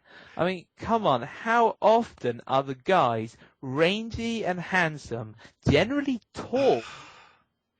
How many of the guys with clean shaven, who are inexplicably rich and well mannered and really polite to women? Or how often are the how often are the rogues, as in roughly shaven, but still handsome, but roughly shaven, still handsome, and also just as respectful, if not more, than to say, my love, I will sweep you off your feet and all that stuff, and you're like, now that's the women version of the one we just talked about for guys. Yes. Because really, how often are guys like that? That's a dream, that's a fantasy for women. Yes.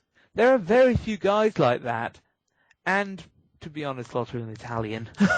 I'm not gonna. To be honest, I actually have had students, and Italian. Sorry, that's which is why, incidentally, Italians are very popular with women. Yeah, because they are the physical, real life representation of that.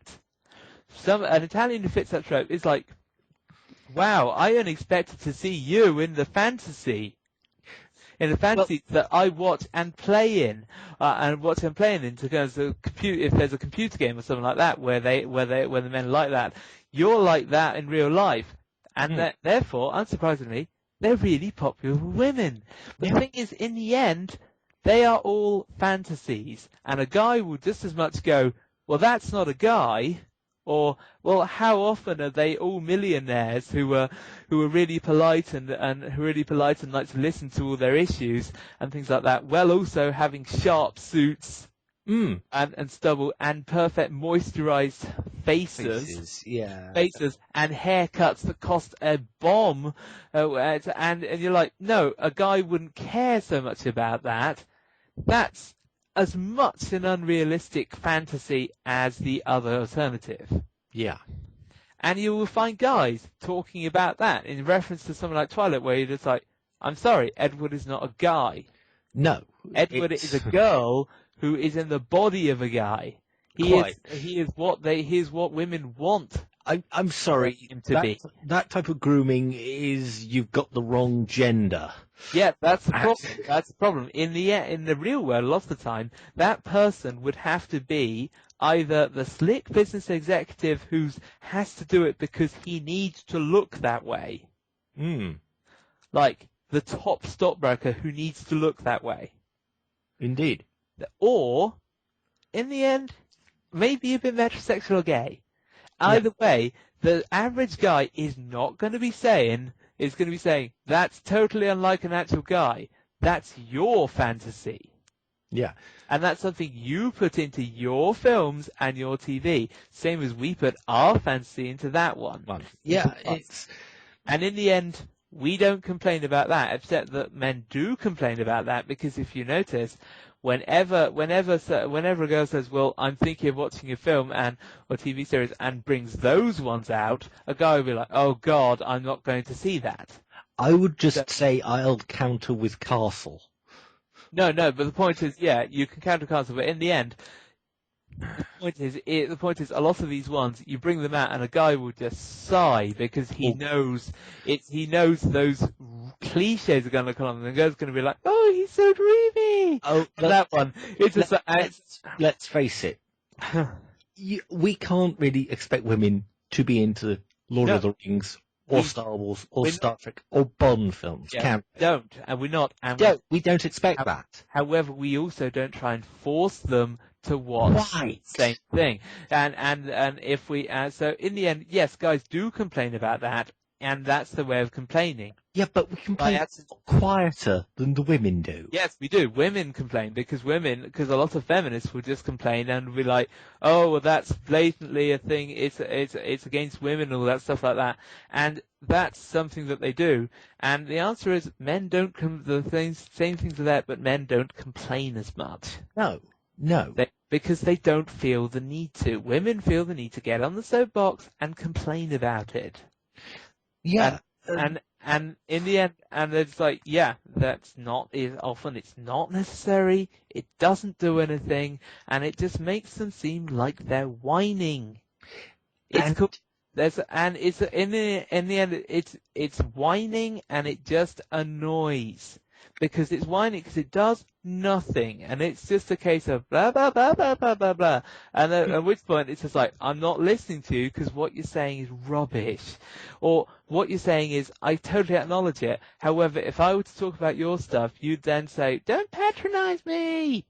Ours is completely different. And they'd be like that, and you'd be like, and the answer is the guys are just like, look, we don't care. We know what would happen if we do that. We don't care about it that much. Therefore, we don't mention it. Yes. But the same things apply. So in the end, it's just a case of, yes, that is the case. Yes, there is a stereotype that appears on that one. And yes, there's a reason it exists as a stereotype, because it's a fantasy. You make it, if there's women, the whole thing women fantasy is equally unrealistic and and ridiculous. But that's something that is apparently okay. So I can answer that entire section that she's got there by saying that. Yeah, and she hasn't even made the video yet. Yeah. But every point I can say, no. I totally acknowledge that it's totally unrealistic. Shall we just go through the other ones? Sexy sidekick. Sexy sidekick? Well, if you're going to have a sidekick, why not make the sidekick sexy? If you're not going to have a thing with a bromance... Well, no.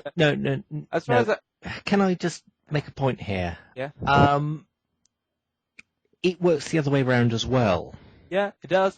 It does, because you see the same tropes being perpetrated by women in terms of the fact that how often do you have oh, and my sidekick on this adventure in the Arabian desert is this average looking dumpy guy who's about 5'5". Nah, he's not. He's the tall, dark, and handsome Arabian. Yeah, and it's just like, yeah, of course he is. So yes, sexy sidekick is also a thing that is just as common with women as men. It's just the fact that it's in a computer game. Now, okay, the next one. However, I would say one thing though about that.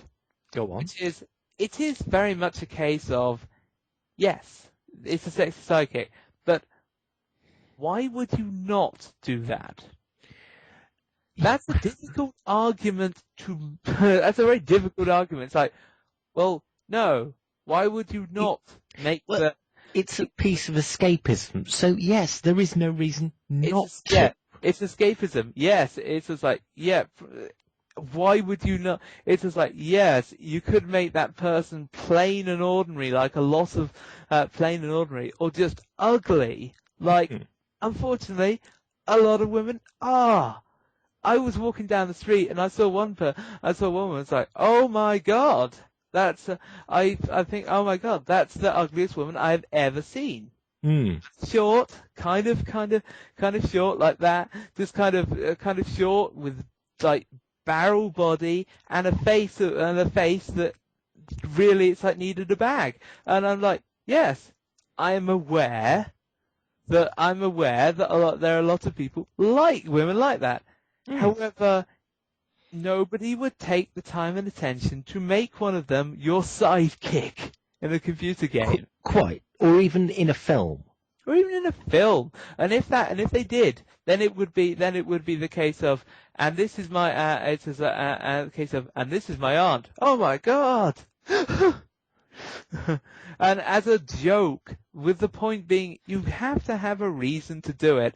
And in the end, you wouldn't not have somebody being sexy, because really, why? Okay. And so, unfortunately, a lot of her points. Well, no, we haven't finished yet. I'm just saying just before this comes up, because I'm going to make a prediction here. For a lot of this, a lot of her points will be destroyed by demographics or by the fact that women do the same thing. The same thing as much as men. No. I'd say sometimes more. Yeah, sometimes more, because there are some because sometimes and actually fair amount. Let's see, men will make programs that appeal to women and men. Women, for a lot of time, are only able to make programs that appeal to women. Yes. They are physically incapable of making programs that appeal to men. Because it's not physically incapable. Some have done it, but it's rare. Oh, it's a lot of physically incapable. They just can't do it. Or either they don't try in the first place, or they just can't do it, or they try and they just can't do it. Yeah. And that's and it's so maybe the people who do just have more of an insight, or maybe they just did a superhuman effort. I have no idea, but a lot of the ones they just like do not at all. It's like when they make it, they're like, yes, I'm only going to get this 50% of the market. Nobody in the other will do that. Yeah. Right. Here's the next one. The sexy villainess. In the end, well, yes. I can't really say that's not a trope. Yes. No, neither can I.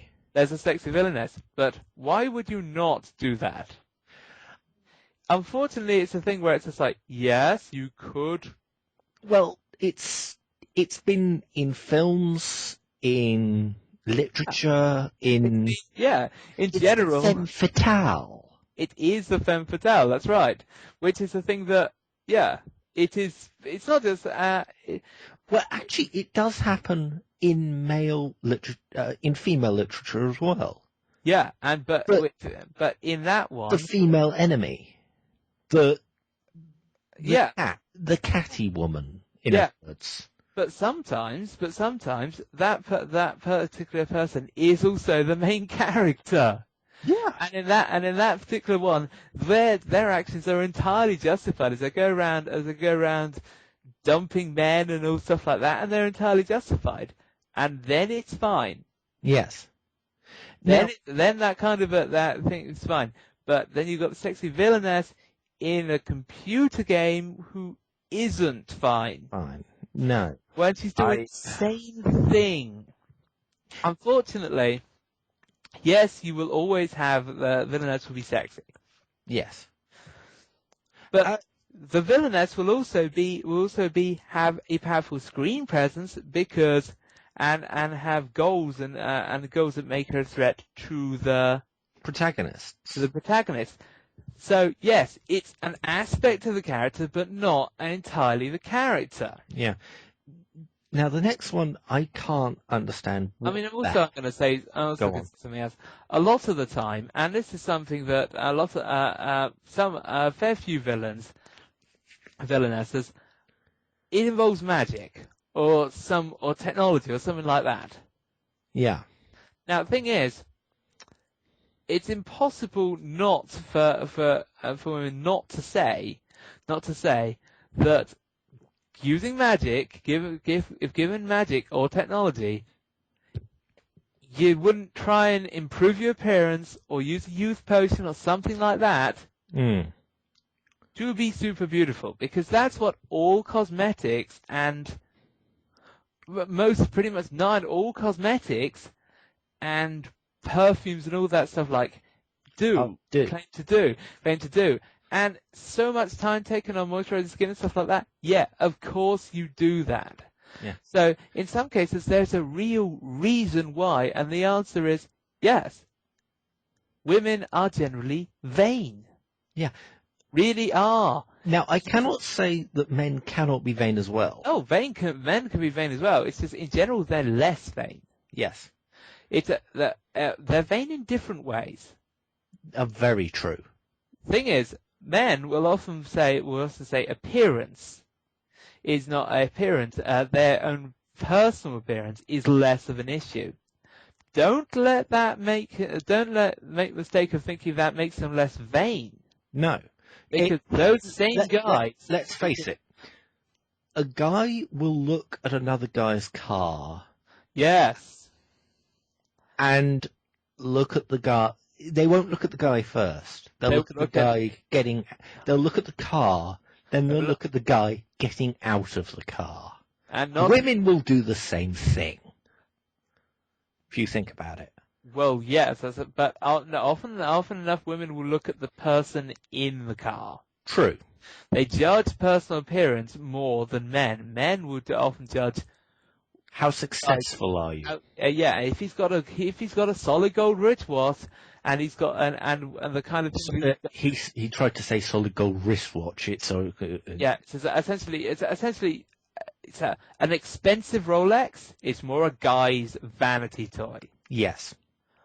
You get spending ludicrous amounts on things like the cufflinks. Yeah. The pen that you put in there. The suit. Yes. Is it cut savile row suit? Why is it cut savile row suit? Often because it's vanity. But it's vanity in a different way. Yeah. It's vanity in things.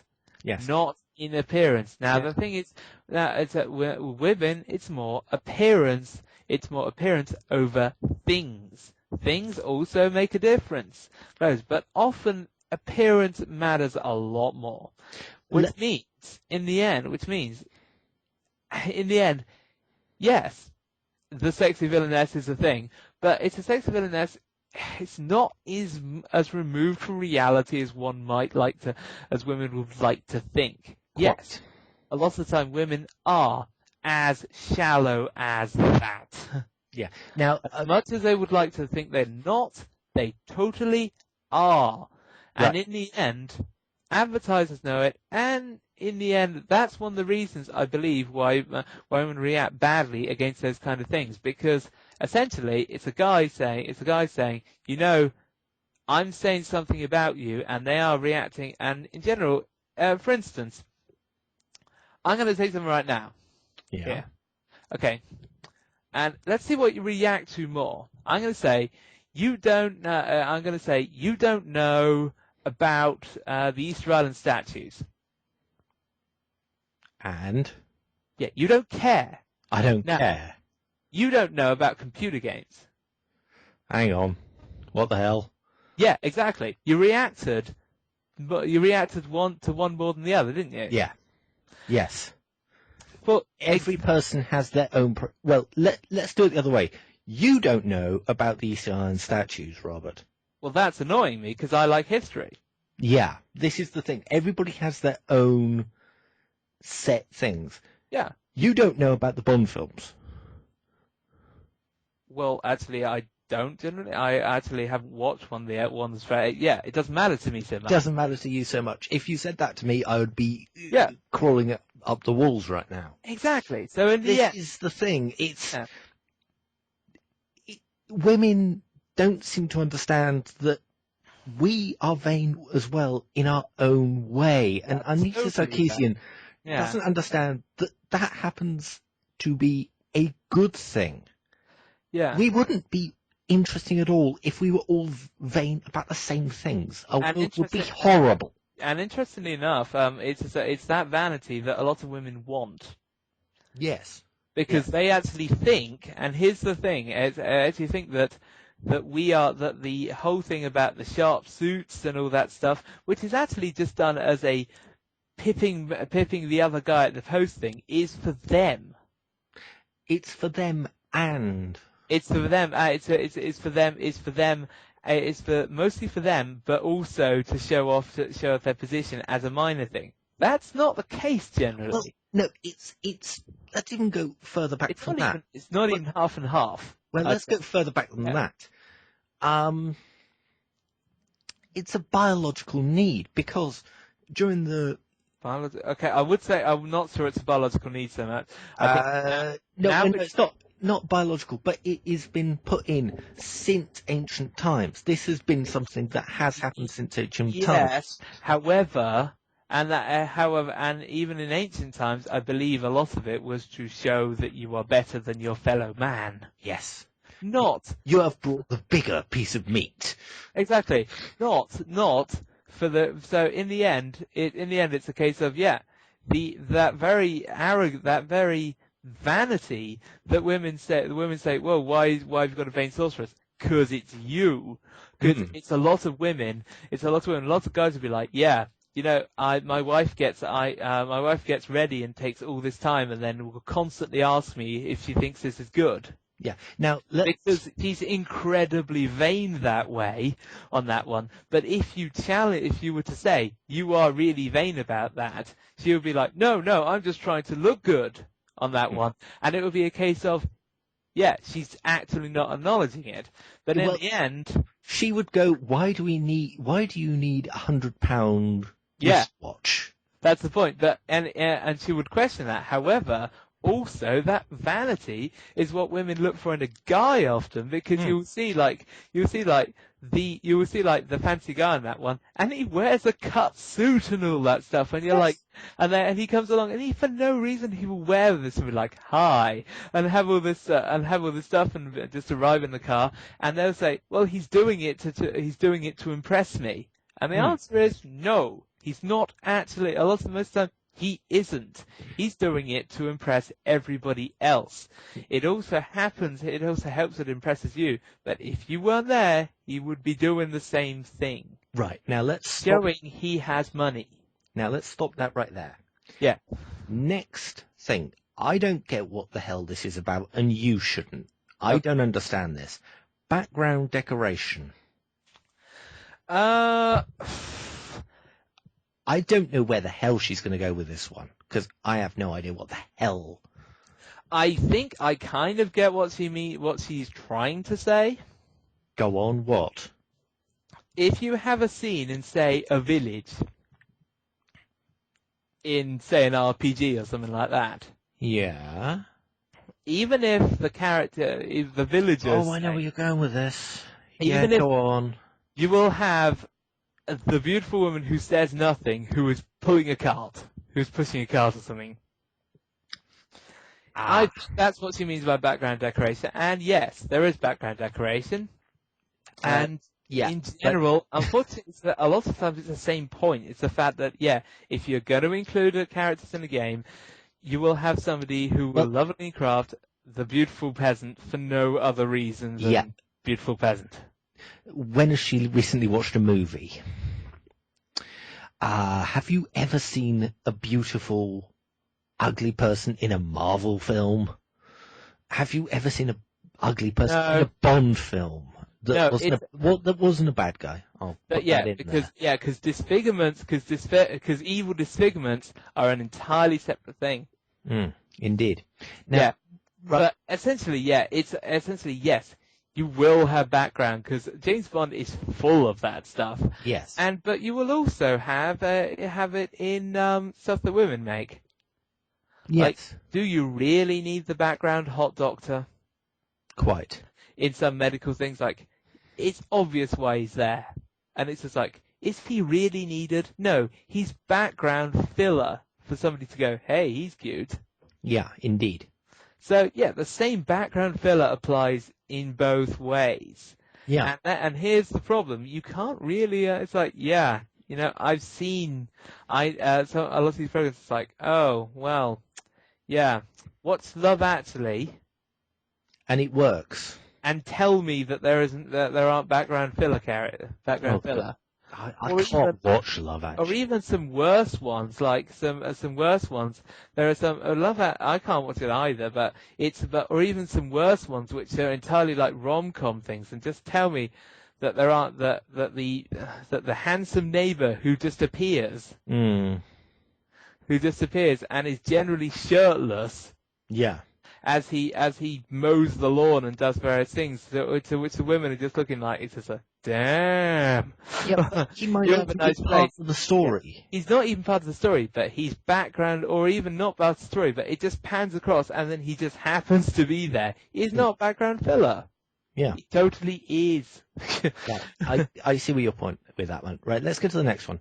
This one, I don't know where she got this from.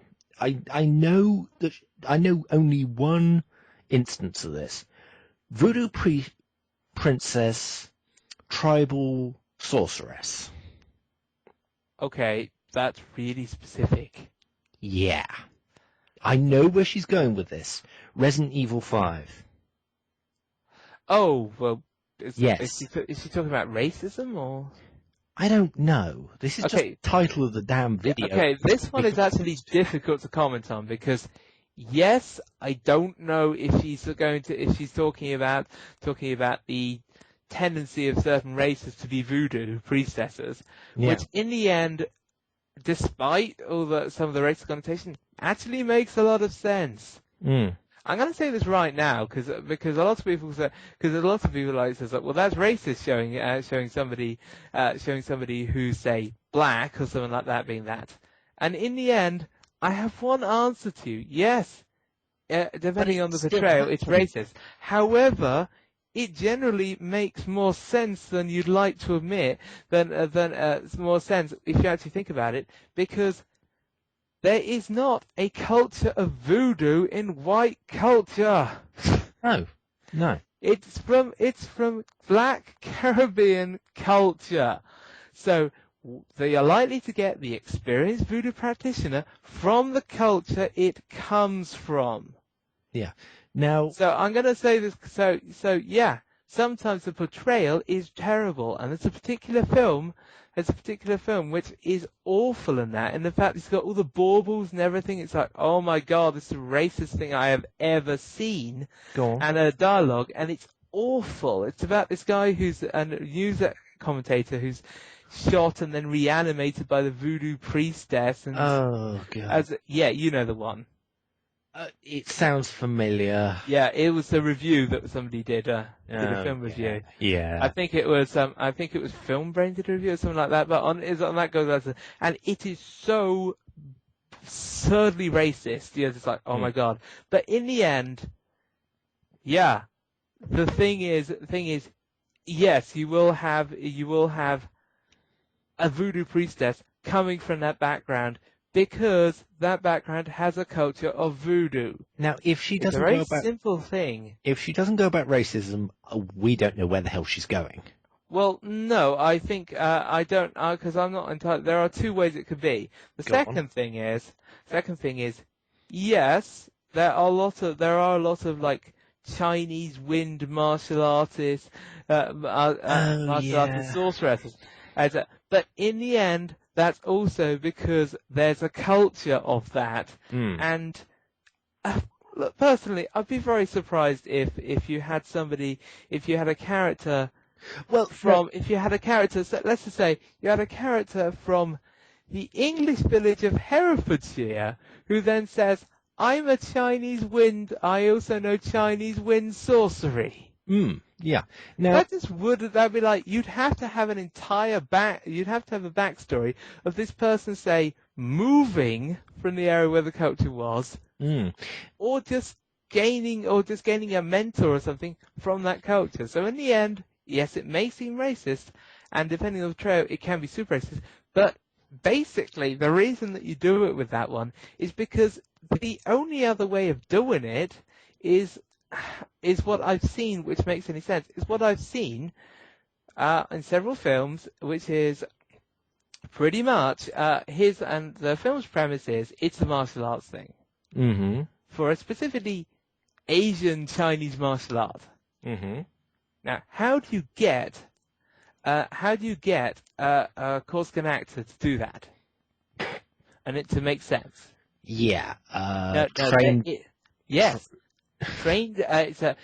He was dropped off in a cradle at birth with the monks, and then he was raised and to do that stuff. Yeah. Makes perfect sense. But the thing is, you have to go out of your way to come up with plot conveniences like that, and unless you've got people of various cultures just dumping their children with other cultures, on a regular basis, like, I'm going to get from this black community. My child, I'm going to dump him with this Asian family of wind sorcerers. For no reason, except for the fact that now I don't have the racial cliche, and I have a black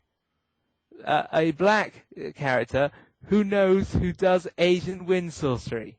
Indeed. Great. Now, he's not racist now, but that's the most contrived plot thing you've ever made.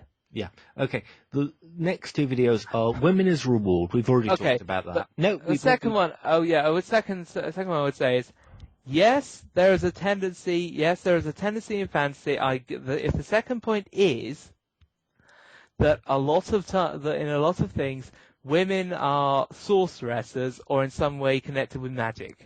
Mm-hmm. Yes, there is a very good reason for that, because in the end, we are talking medieval fantasy times. Okay, right. Now, with that in mind, there is one huge factor to consider which nobody has disputed. Nobody can dispute. Nobody can dispute this. Women have less muscle mass, and their bodies have less strength. Mm-hmm. Nobody can deny this. Therefore, in the traditional medieval melee brawl environment, unless you've got a woman who's either done weight training essentially, or developed like faster martial arts style thing, what are you doing? Yeah, sorry about that. This is who's uses practices to fight smarter or faster and not stronger. Uses more agility than brawn.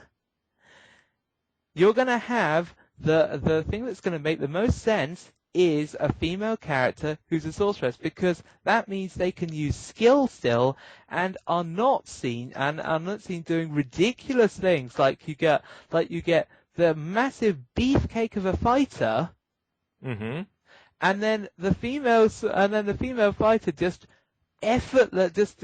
equally parrying the guy, or just going like that, and you're just like, okay, based on your muscle mass, based on the way you look, you cannot be doing this. Yeah. Which is why you see which is why in films, in lots of these kind of films, you see the thief, the rogue, because they are using their natural agility. And let's face it, women can be a lot more agile and smaller, and just like stabbing and stuff like that. Yeah. And that equals a fight often, equals a disadvantage of the fact that if a guy really wants to brawl on that one and just grabs you, there's not much you can do about it. Yeah. Because you're facing somebody who's already stronger than you, and if he's a fighter, he's often bulked himself up. This is often the thing. He's a trained fighter. His muscles, he's got a fair physique. Yeah. So he was already a match for you before he did that. So that's why. Oh, do you want to say about the sorceress? Yeah. No, I'd rather we get on. Okay, well, I was just going to say, so that's why it makes more sense for them to be magic users, because then they can use their natural talent. It's about learning. It's about intelligence, and less about brute force. And yeah, the ability to throw magic makes you equal, and often more than equal. Yeah. Okay. A lot of times more than equal. So that's why that trope also comes in, because it's based on practical reality. Okay. So yes, you would learn magic. Often enough you would learn magic, because you'd be like, I am totally outmatched unless I do a sneaky swinging fighting style, which is entirely possible. But if for some reason you thought, well, I'm not that good at it, or I'm just not that, but I still need to be equal, that's another route that is available in a lot of these things. Yeah. Right. Now I'll say that it's last thing, no more after this. But essentially, I mean, when you get to modern times, a lot of those disadvantages are removed, because it becomes a case of, I've got a gun. It doesn't matter if I technically have less strength. I have a gun. The gun will still fire with the same rate. Okay. Now, but they're not all removed. No, I'll say that. that's it. I'll just say that. I'll just say right. They're not entirely removed, which is still maybe the reason why you have more male soldiers than female soldiers, because still in the end there's a disadvantage right there. I mean, it can be denied all these, but there is a disadvantage. Yeah. Okay. And as I've said in the previous podcast, if I'm in a situation where I'm, say, lying in a burning building, I do not want to not be able to be dragged out of a building out of the burning building because somebody said, oh no, we'll let women in this one, despite the fact that and said, and not have them do the proper weight training to be an equal to a guy to drag them out, and I'm wounded or dying, heavily wounded or die because of that, because they want to do it for equality and political correctness. In the end, unfortunately, there's a physical disadvantage. It's a thing. You can't deny that, and if it puts people's lives at risk, then that's something I can't condone. Enough. Let's get on to the next subject. Right. Next two things we already talked about: women as rewards and Miss Male character. Well, yes. Right. We've done those, yeah. Unattractive equals evil. Well, I don't really see where she's coming from with this. Actually, I do. Well, no, actually, I think she's sort of contradicting herself. No, I totally see where that comes from. Okay, go on. In video games? In video games, all the time. It's an odd thing. You either have the beautiful villainess, who's often one of the most beautiful characters in the video game. Kerrigan is a good example. For instance, or there are other ones where there are a fair few other ones where it's just like, yes, I am the evil queen, or something like that. You in a fantasy one, or you have Alexis Sinclair or something like that, who is as compared to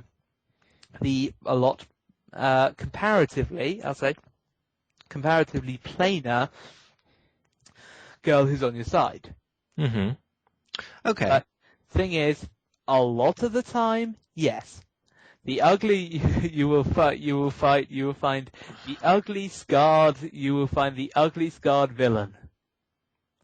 She'll be like the assassin who has a huge scar down, which has removed one eye, and she's like, it's just like, I am a brutal Russian, or something like that. And that's a more modern example. But that's an example of what you get with that. True. You will have somebody, or you have like the ugly, really bulky woman who could just beat you up. That's also a thing sometimes. How often do you get the beautiful bulky woman? You don't. I mean, when I say bulky, I mean like muscly, like really muscly. No, actually, I think I can now actually count you on this. Okay. Sif. What? Sword Dark World. Sif. Sif. No. Sif isn't actually bulky. Oh, I must admit, I must be thinking with her armor on. Okay. With her armor off, she's actually got a normal. They explain that by Asgardian. Ah, okay. But essentially, yes, you will often that is true. And let's get to the one of the king of all things for that one, which is the old crone. The evil witch,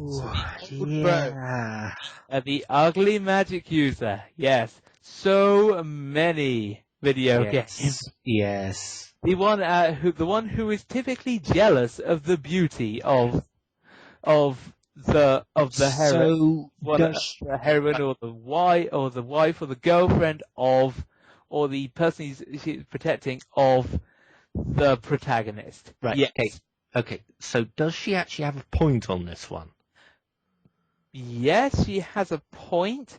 However, it's oddly enough, she has a point. And if you want the best example of that, go on. Of that trope, look to Disney's Cast of Illusion, Miserable. Ah, yeah. The old who steals Minnie Mouse. Yeah, so basically she actually has a point on this one, so... She does, however, she does, and it's what's the interesting point on this? Go on. Is the fact that this is where the male and female stereotypes have a large divide. Yes. The large divide is the fact that often in video games and in films, yeah, you have the ugly woman as a villain. That is a thing that happens. However, it's either very beautiful or very ugly. There's not much of an in between. Hardly ever an in between. However, in ones with women, often the catty. Often for instance, The Devil Wears Prada. Yes. The catty woman who the honest character is fighting against, who is often plainer, will be very beautiful and will wear all the stuff and will just be a terrible person personality wise. And slightly undermining them, but will often be actually quite beautiful. It's about the fact their personality. It's about somebody who's keeping you down and just little snide things and stuff like that, which is softened. But no, actually, this is where there's a divide. Yeah, and but she does have a good point. She does have a good point. You see, we've actually found a video where she might have a good point unless she screws it up. Let's put it this way: how often in a fantasy game? Go on. You are wandering through an area, and you find an ugly old woman. Oh dear, yeah, okay. What's the first response going to be? Where's my bow? Where's my bow? Where's my sword? I'm going to be ready for a combat. Let's save, because I think she's evil. So yes, there is actually a genuine point of that one. Generally, there's ugliness is evil. I would say the counter to that one is a lot of the time and this is in things like Zelda and a lot of stuff like that. The healer will be a kindly old woman who is generally plain at best. Yes. and often quite ugly, and it's just like, but she's a nice old person who helps you. Yeah. Zelda actually has that. Mm-hmm. Okay. Your grandmother is a hunched over old person who's pretty ugly, but the first thing you do when you go back there, when you come back, is from a long journey of years, is, well, first of all, you don't say hello, and you just say, "Can I have some soup?" And she goes, "Oh, of course, dearie," and then gives you some healing soup. Okay. And that's actually a little funny anecdote in the fact that Link arrives. Link actually comes back after the journey and instantly just says, "Can I have some soup?" and doesn't even say, "I'm so glad to be back after this time. How are you?" No, he just says, "I want soup," which I think is kind of hilarious. But yeah, she actually has a point with that. Yeah. Often enough, if you actually put in an old crone, somebody's going to be like, "Okay, well, I'm going to be very, very wary." Whereas if you just replace that old crone with a beautiful woman, they're going to be a lot less wary. They're going to be like, "Hi, I'm going to go out to talk to this person." Then it would have, yes, yeah. Yeah, so now, that's entirely true. Yeah, we'll give her the benefit of the doubt until we actually see the video, unless she screws it up totally. If that is her point, then I would say, yeah, there's a lot. I mean, for instance, I was just watching a Let's Play of King's Quest. Yeah. Let's put it this way. One of the main people is a witch who's really ugly. Yeah. At which point, and you're immediately like, "Hello, I am your villain," and you're like, "No kidding," based on that appearance. Yeah. Right. Her next video is Man with Boobs. We've already talked a little about that. We have, yeah. Positive female characters. Well, they exist, but they exist. I'm not really. I don't know what she's going on about with that one. I can't really comment too much on this because I don't know what she means by that. No. It's like, yes, they exist, but what would you say is negative? I'm not really sure. No, she's probably sort of, this is the second to last video, and she's probably just rounding up what she thinks are the best. I mean, the only thing I can think of is the fact that Alex from Half-Life 2. Yeah, people who do actually do things to help and are generally a positive influence on the game and are not. Okay, and I can say two examples. An example of ones who are positive and who have a negative impact on games. Go on. Alex Vance, positive. Yeah. Resident Evil 4. Oh. Ashley Graham, negative. Negative. Yeah, if that's what she's going to do, I can totally see some female characters are just negative when they're saying, save me, and I'm like, oh God. But I'd say to her, even we get annoyed by them.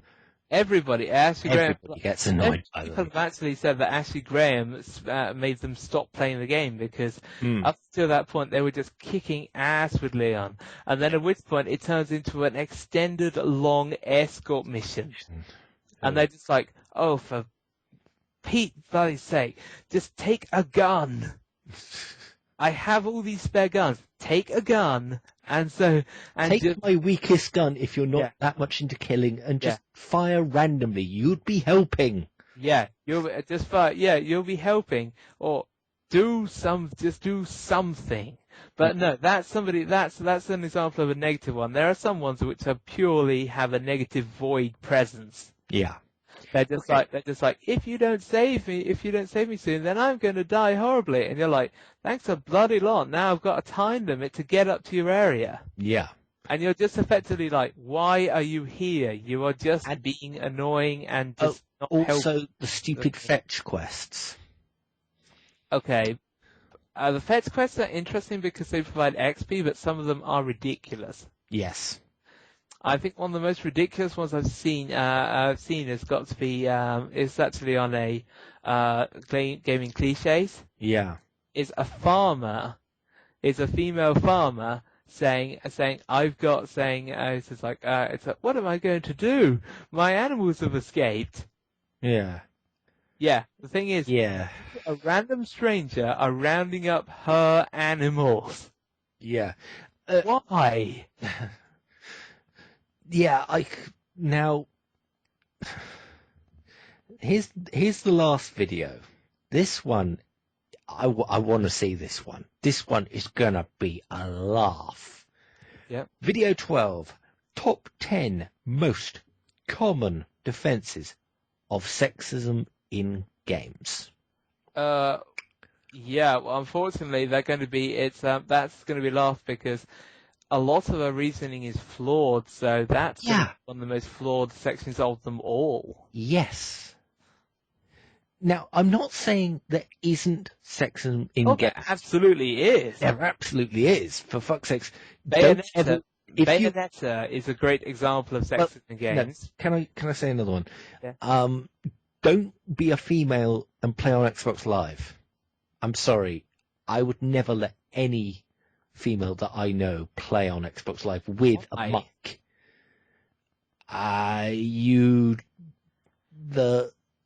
Especially multiplayer games on Xbox, the vitriol you get for being a female on that, and I can totally understand.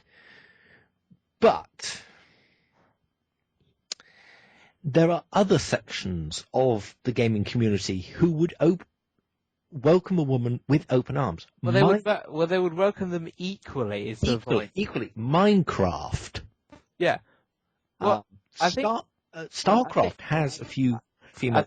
I think in the end, we don't have to give examples on this one. No. Because in general, any area where the majority of players are not douches, as in not Xbox Live. Yeah. I mean, this may be an exaggeration and a bit painting over the same brush, but yeah, there is but it's not without reason that you get a reputation like that. Yeah. You're talking the COD crowd. Yeah, a lot of some of the COD crowd are just like a fair amount of COD crowd are a bit like that. Yeah, even we'll admit that, for God's sake. We can't not admit that. No. It's not like there's a huge difference between Team Fortress 2. Oh yes. Online talk and COD online talk. In the fact that COD is saying, "I'm going to school you, you noob," and things like that, and just posturing and stuff like that. And it's just like, what the worst you're going to get is, "God damn it, engineer, move up." Yeah, but you will get it's a lot nicer talking environment than the other one. So I would say anywhere where somebody's not being a douche, where everybody's not being a douche, then women will be welcomed equally into gaming. In the end, it's just like, you're playing a game. Well, come on in. I've got to say, Counter-Strike can be a little bit douchey sometimes. It can be, but it's not. I have seen evidence of it. Yeah, but I do know what you mean. Yeah. Yeah. Though Counter-Strike has its own douchiness. Yes. Well, the douchiness of the smooth team of people who operate like they're one mind. Or aimbotters. Aimbotters are another one. Yeah.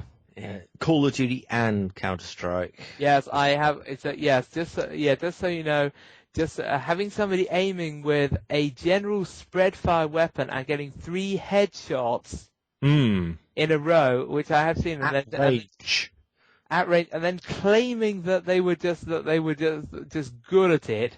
That doesn't fly with anyone. I know if you're using a Scorpion and you do that you're cheating. Yeah. But anyway, essentially, gaming is generally pretty equal. It's like, yeah, you're playing the game. Come on in. It's a fun activity. People Yes. and you invite somebody in and you say, yeah, come play. PC gaming is the most I'd say so. inclusive. Yeah, but it's like, yeah, you got the game, you want to play, have some fun. Yeah, we're here to have some fun as well. Yeah. That's why we're here. So no, I would say that no, it's very inclusive. Yeah. But It's one of the most inclusive ones. It's that other sports you will have people going, oh, well, you're minor league or something like that. But in general with gaming, it's just like, no, we're just playing. yeah, I quite agree. Final thoughts? Well, final thoughts are a lot of the arguments are flawed. And that, Yes. in the end, means that, and it's a combination of a lot of the arguments are flawed because they have simple reasons, simple things that it's just like demographic. That deals with so many of our points. Actually, I've just noticed something. Hang on, let me try. Okay. But in the end, something like all you have to do is say something like demographic, and that deals with a whole swathe of them, and some of the points are valid, but unfortunately, the majority of them are not, and the ones that are only partly valid, that are valid, often are only partly valid because they are accompanied because the way that she has come to them is a lack of research and a lack of playing, which means that she makes mistakes in the details, which means you can't, even then there are problems. So in the end, I would say, yes, it's a nice goal to have, but here's what I don't get about this entire thing. You've said you're going to do this. Why are you not doing this? Why are you not doing the proper research? It shows in what you make. It shows all the time. Yes. And you don't get people's respect, and you don't get people listening to your points so much when they are actually going, no, that's wrong, that's wrong, that's wrong. Now, she has received respect out of the gaming industry, which is bad for gamers. It's bad for the gaming industry because if this, I've got to say, stupid woman keeps on her pedestal for as long as she might, it will hurt. I know. It will hurt people's perception of gamers. I think people's perception of gamers is they don't understand it anyway. True. The problem what she hasn't quite worked out is the fact that, okay, in the end, gamers point out the flaws in her arguments. Yes. There's no, and the fact that, and effectively, things that, people like Dodger, they're just like, well, no, I just find her annoying. Yeah. Because, her arguments are full of flaws. There are a few circumstances where it's correct. I would say, like we mentioned, the one with the old crone, that's entirely justified. But we'll be cheering on her side for that one. Yeah, but they are very, very few, but the lack of research is the thing that kills it for me. Right. It's the fact that she said, I'm going to do all this research, got a pile of games here, doesn't play them, doesn't research, doesn't do a lot of research. I mean, the one thing I would say where she has done a lot of research, it's not, I believe, research. It's actual playing it. And that's the Zelda one, because there's a lot of knowledge of Zelda that comes up, and I'm like, that's a game that you're a fan of. Yeah. Now, and in general, and I'll say this in general for a lot of the points that she's come up with. Mm-hmm. Where there's research, where it's something she's played, she can write about it.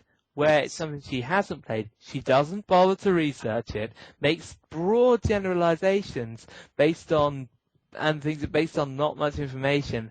Yeah. And those are her main points. And I'm like, okay, what have you been doing with the time and the money that you've been given? It's not so much the money. It's not so much the money that gets me. It's Go on. the time. It's the fact that I'm just like, if I was going to do it, I would actually do it. I wouldn't just say I was going to do it because nobody's fooled. I mean, the outside the gaming industry, they're fooled. Well, that's great. That's not the people you were trying to convince. You were trying to convince the people in the gaming industry. I actually don't think she was. I think she was trying to get the ire of the gaming industry and gamers. She got it. Yeah. And that's what I think that she really wanted to get, because that would get her a lot of press. Okay, but unfortunately, if she's trying to make... So you're saying she's trying not to make any changes? I think that's what she's trying to do. I think she's basically trying to become not famous, but I think she's trying to have her name out there so that she can have a life because she just screwed over gamers. This is... So you think she's not actually trying to make any of the changes that she's talking about? No. Well, that would make sense, actually, but in the end, because she doesn't have the respect of the gamers because they see the problems. He doesn't, I'm going to say, because I was having a conversation about this. Go on. With, earlier on, and we weren't recording at the time, this was just on the phone. Yeah.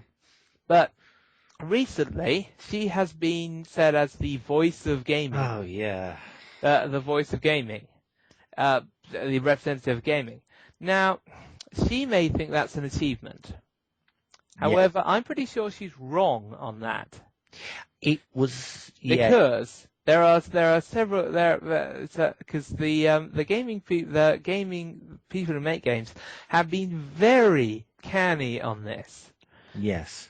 Because she is by picking her, they get a very good image. They get the very good image because they get a very good image.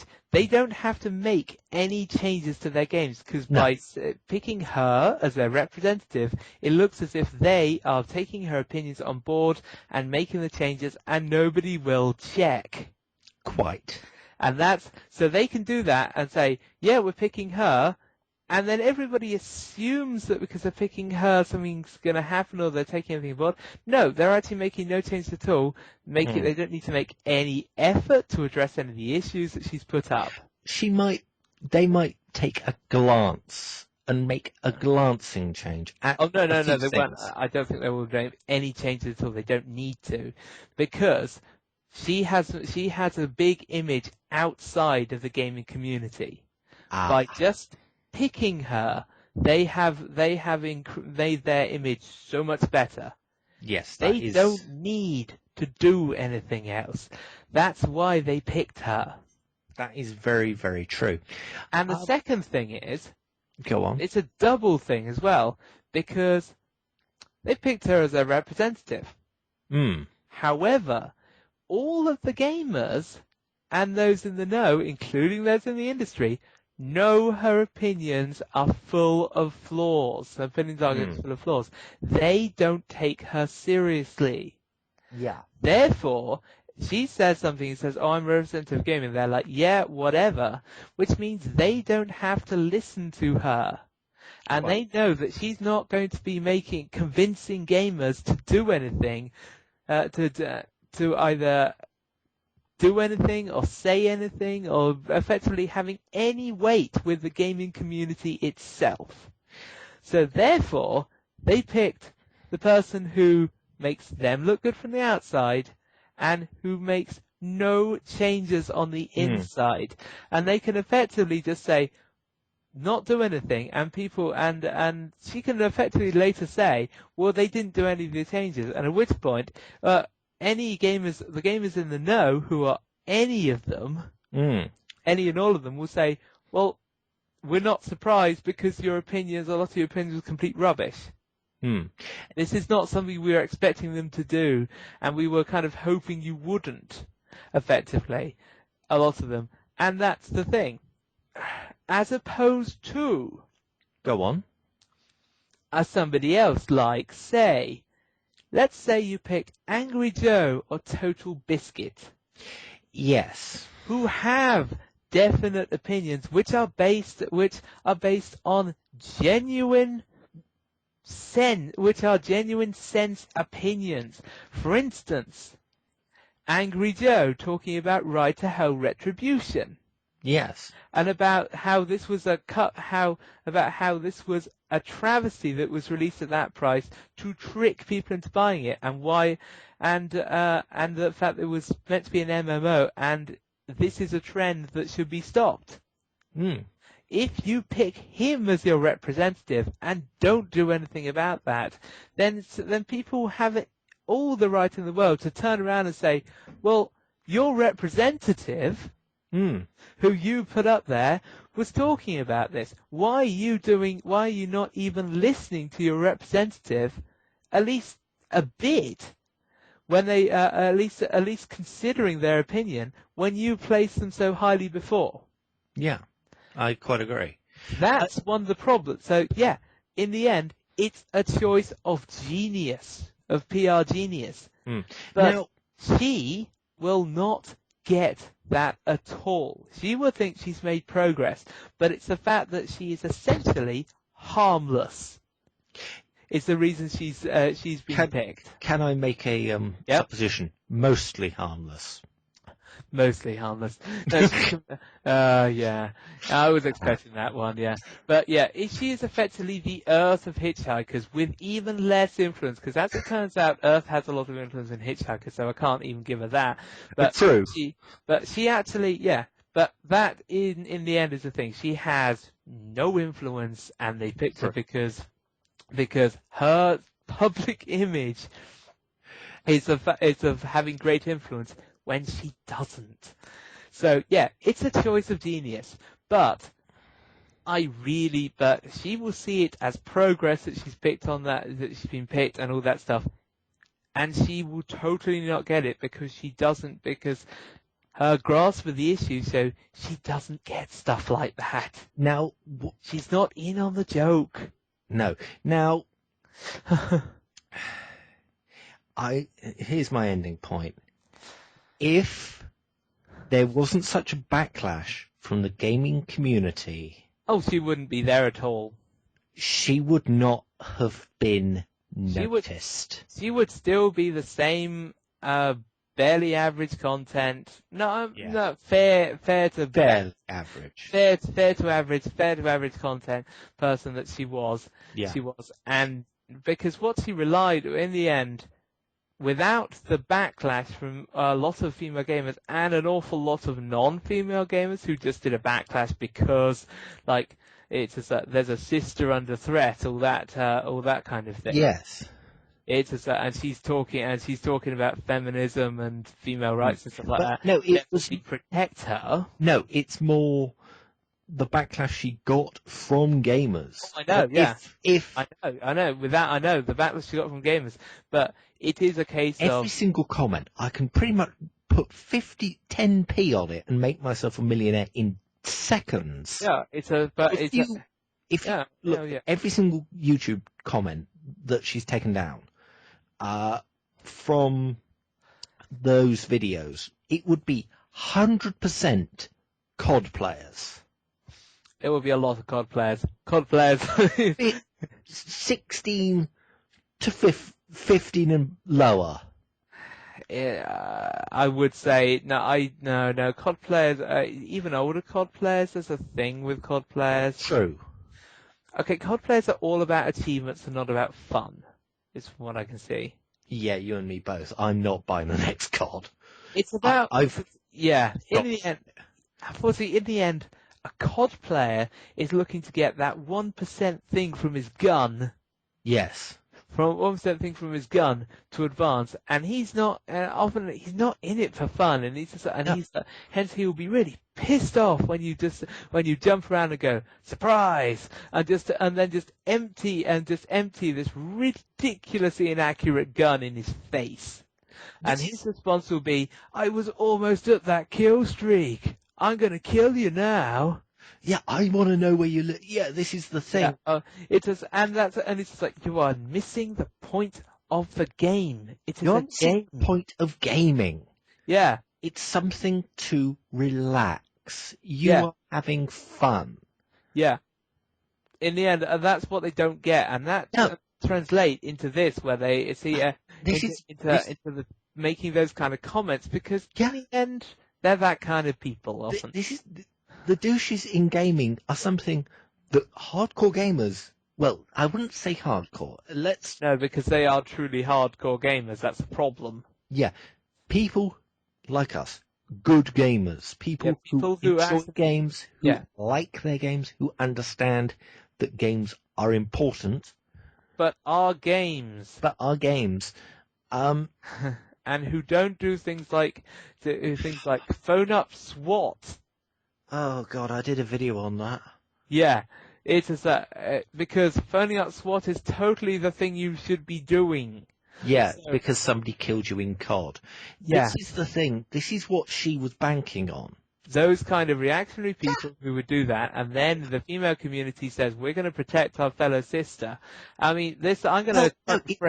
It wasn't even the female community. It wasn't. It was also a lot of the male community who was saying, wow. No, I think it was the actual... She said about all this harassment, and that's what got her the attention. That is what got her... Yeah. Oh, yeah. Basically, her Kickstarter funded in... It was sympathy, and it was just like, the problem then, I think there is something to what you're saying because of the backlash. Yeah. If she said... kind of self-proved it. If she said, screw this idea, thanks for the money, I'll give it to you back, I want to do a series on why this happens, then I would support her. Why get abused in games? I would support 100%. Because that is... Nah. Yeah. I just, You're barking up the wrong tree. And if it was deliberate, then that would be annoying because You're almost poking a bear, as it were. She was poking a bear. Well, by actually saying this is like Mario, the Mario games are wrong, you're just like, you have so many people going, excuse me? Well, she was poking the angry bear. Yeah. And she woke up the sleeping bear, which is basically normal gamers who are reasonable people. Who actually go to defend her because of the... It's more... They are getting angry because she is screwing up normal gamers. Because she's giving us... Oh, yeah, they have... Reputation. I think the problem, what she didn't count on, is the fact that she woke up the angry there. However, what she didn't what's going to get her in the end? In the end, she's never going to really have any influence with actual gamers because they were kind of like, yeah, we know what, because they're kind of like, yeah, your points don't make that much sense, and also we kind of know what you're doing. Yeah. And we're not impressed. No, anybody can wake up the angry bear. You just sling a piece of muck at it, and it just wakes up. But essentially, but the people who actually think and who, if they actually supported her, would actually have provided a lot of support. Or even a fair amount, could have provided a lot of support if she actually, with a reasonable argument, she effectively poisoned that well before she even got to the Kickstarter. And which in the end means which is why she has virtually no influence in the actual gaming community, and an impression in the outside world that she has a lot of influence in the gaming community. That dichotomy. I'm not so sure that's quite what the outer community thinks. Oh, I think so actually. When you're on TV and everything. I suppose so. And you are the person people think of. True. So, and if that person's on TV talking about gaming, well, they've got to be influential, haven't they? True. Otherwise, they wouldn't be on TV. And and now she's been voted as the representative. Yeah, I think So, It was yeah. represented. It was something. She was given some award. Yeah, she's got an award for representing. So, yeah, she's I think totally... it was an award from game designers. Yeah, well, that's right. Yeah. Well, that gives her legitimacy to the outside when actually her actions to get the Kickstarter to do that have removed any legitimacy she had with any of the people who could actually make the kind of changes she's campaigning for. Yes. So she's effectively, that's what she's got. And she can't get that back, I don't think. No, I don't think she can. But certainly her arguments are not good enough to get anyone on side because everybody pokes holes in them. For instance, what is annoyed by them, annoyed by her, finds her annoying.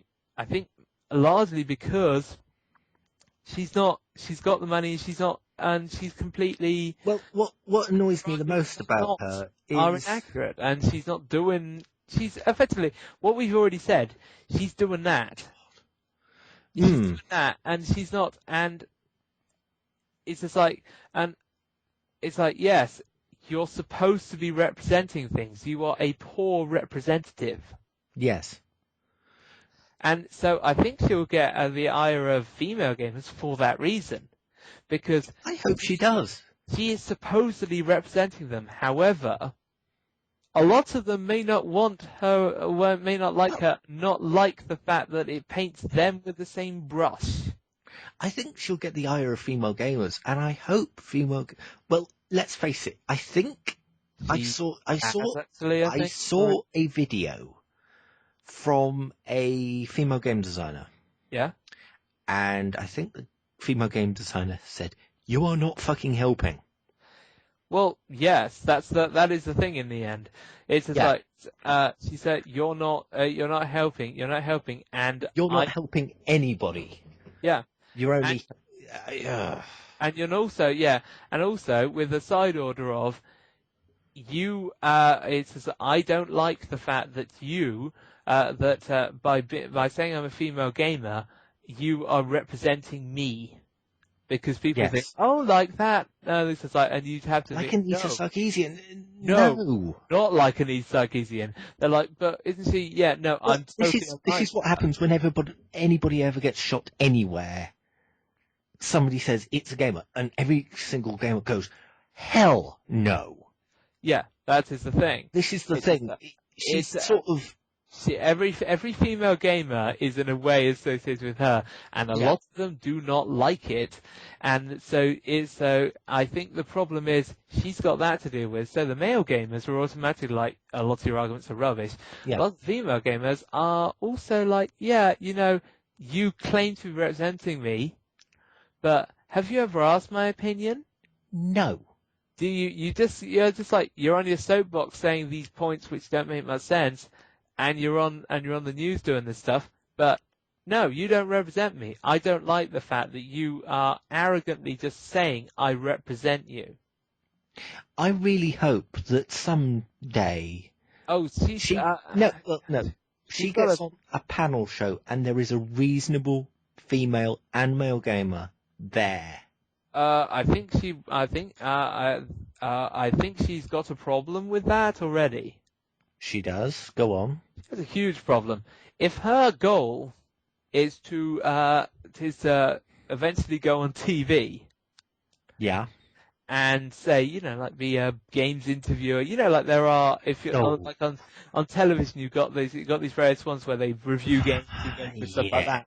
Well, no, I don't think that's her aim, but I think she wants her own show. Okay, but the problem is, she'll get her own show, but then nobody will like her who goes on the show. That's the real play games. Yeah, and she'll be doing a show about games. Well, no, she won't be doing a show about games. I don't think she'll be that stupid. Oh well, okay, but I highly doubt that it won't in some way involve that. True. So she'll be doing that, and then she'll be getting people who come along and don't like her. Or just say, I'm not going on your show, because they don't because a lot of the gaming community don't like her. Okay, I think we've... So in the end, she shot herself in the foot if that's one, because the people who she most needed to get on her side, she has failed, and she's got the non-gaming public on her side. That doesn't help her in a TV career where she'll be talking to gamers, because the gamers will be like, well, that's wrong. No, that's rubbish. And they'll be going through it and effectively poking holes in everything she says. And well, also she will find people who she might not expect not on her side. Yeah, because it's surprising who are actual, solid, down-to-earth, proper gamers. Yeah, and who are not. Who are not. It's kind of actually she'll get somebody, and she'll be like, she'll try and pick the people that have her point of view, and then her point of view. But the problem is, she'll just get somebody who will just effectively be not totally disagreeing with her the entire time and making her look an idiot. Yes. And then she'll be like, well, I thought I controlled the people, so I wouldn't do that. And it's just like, no, you can't do that. You can't do that. You have annoyed so many people that you can't just do that. Yeah. So essentially, it's the oddest thing in the world, but the secrets of our success are the secrets of our ultimate failure. We think. Oh, well, I'm pretty sure of that. Okay, if you say so. Okay, well, the majority of male gamers, they like her now, don't they? No. Oh, yeah, good point. The majority of female gamers who she claims to represent but never interviews, they like her as well. Well, yeah, no. The public who thinks, the outside public who thinks she's a representative, well, they think she's a representative. That's great. The gaming industry, who gave her an award just effectively as representative, just to play their ends, and because they're taking advantage of her absolute weakness when it comes to making any kind of impact with the actual gamers, who they are genuinely more concerned about than the outside public. Yes. So they're all playing her. So they're playing her. The other people don't like her. In the end, it's a secret of her fate. She sowed those seeds immediately, and she should have realised this. As soon as the public would be like, oh, well, we've forgotten about you. Turns to the gamers, and they say, no, we don't agree with you. She has nowhere to go. True. Okay. So thanks. Thank you, friend, for coming on this.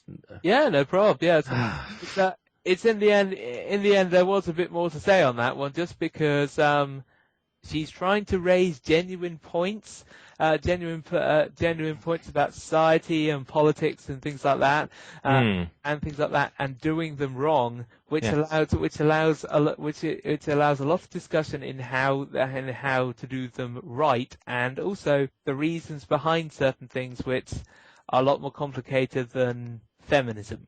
And also, if she'd done it correctly and actually put the effort in, yes, I don't think she'd be in such a bad place. No, she's not. Effort is key. Effort with everything. With this, and with half a year no content, and then not doing any effort with the content you were doing, and you expect goodwill, forget it. So, thanks for listening to this. Yeah, it's a 2-hour, nearly 60-minute podcast. Yeah. If you got to the end, congratulations. Yes, and congrats on the irony as well. If you have got if you were thinking just now or just after the end, in the fact that in our almost 3-hour podcast, we have covered and answered more issues than she has in all of her videos. Well, not all of her videos. All of her videos on gaming. So far, videos on gaming. Gaming so far, and probably throughout the entire thing, because we have come up with more comprehensive reasoning and research based on our experience of gaming than she is capable of doing. That says all of it. And it is the ultimate irony. in this particular case. Put a comment in the comment section if you actually got to the end. I'll give you a thank you very much for listening. If you do, Yep. Thank you. And the ultimate irony for those at the end is that enjoy, because it's the best. It's one of the best ironies you'll get. You're likely to get in a week, because we're not being paid to do this. We're doing this for free. Yeah, we didn't ask for 6,000. We didn't do something like that. We're just covering these issues, and we're just covering these issues in the way we see it, and in a lot of completeness. We feel there may be things we've missed out. There probably are, but in the end, who's done more complete commentary, more completeness talking about the issues and socio-political issues, us or the person who got the Kickstarter to do it? I'm pretty sure we've put more thought into it, and in the end, hey, that's great for us. That's great for us, because we get to make these kind of things and talk about them. Yeah, she's great at raising the issues. Terrible at talking about them. Well, we can talk about them all bloody day. Yeah. Okay. So, and we were overviewing. Imagine if we did a web series like her with all those points. Do you know how long that would be? Rob? Yeah. Do you want to do it? I wouldn't actually. Well, we could actually. Well, it's something we will consider, because quite frankly, we having seen how it can be done terribly, we're like, yeah, a monkey could do it better, and we can do it better. Yeah. Okay. See you guys. See ya.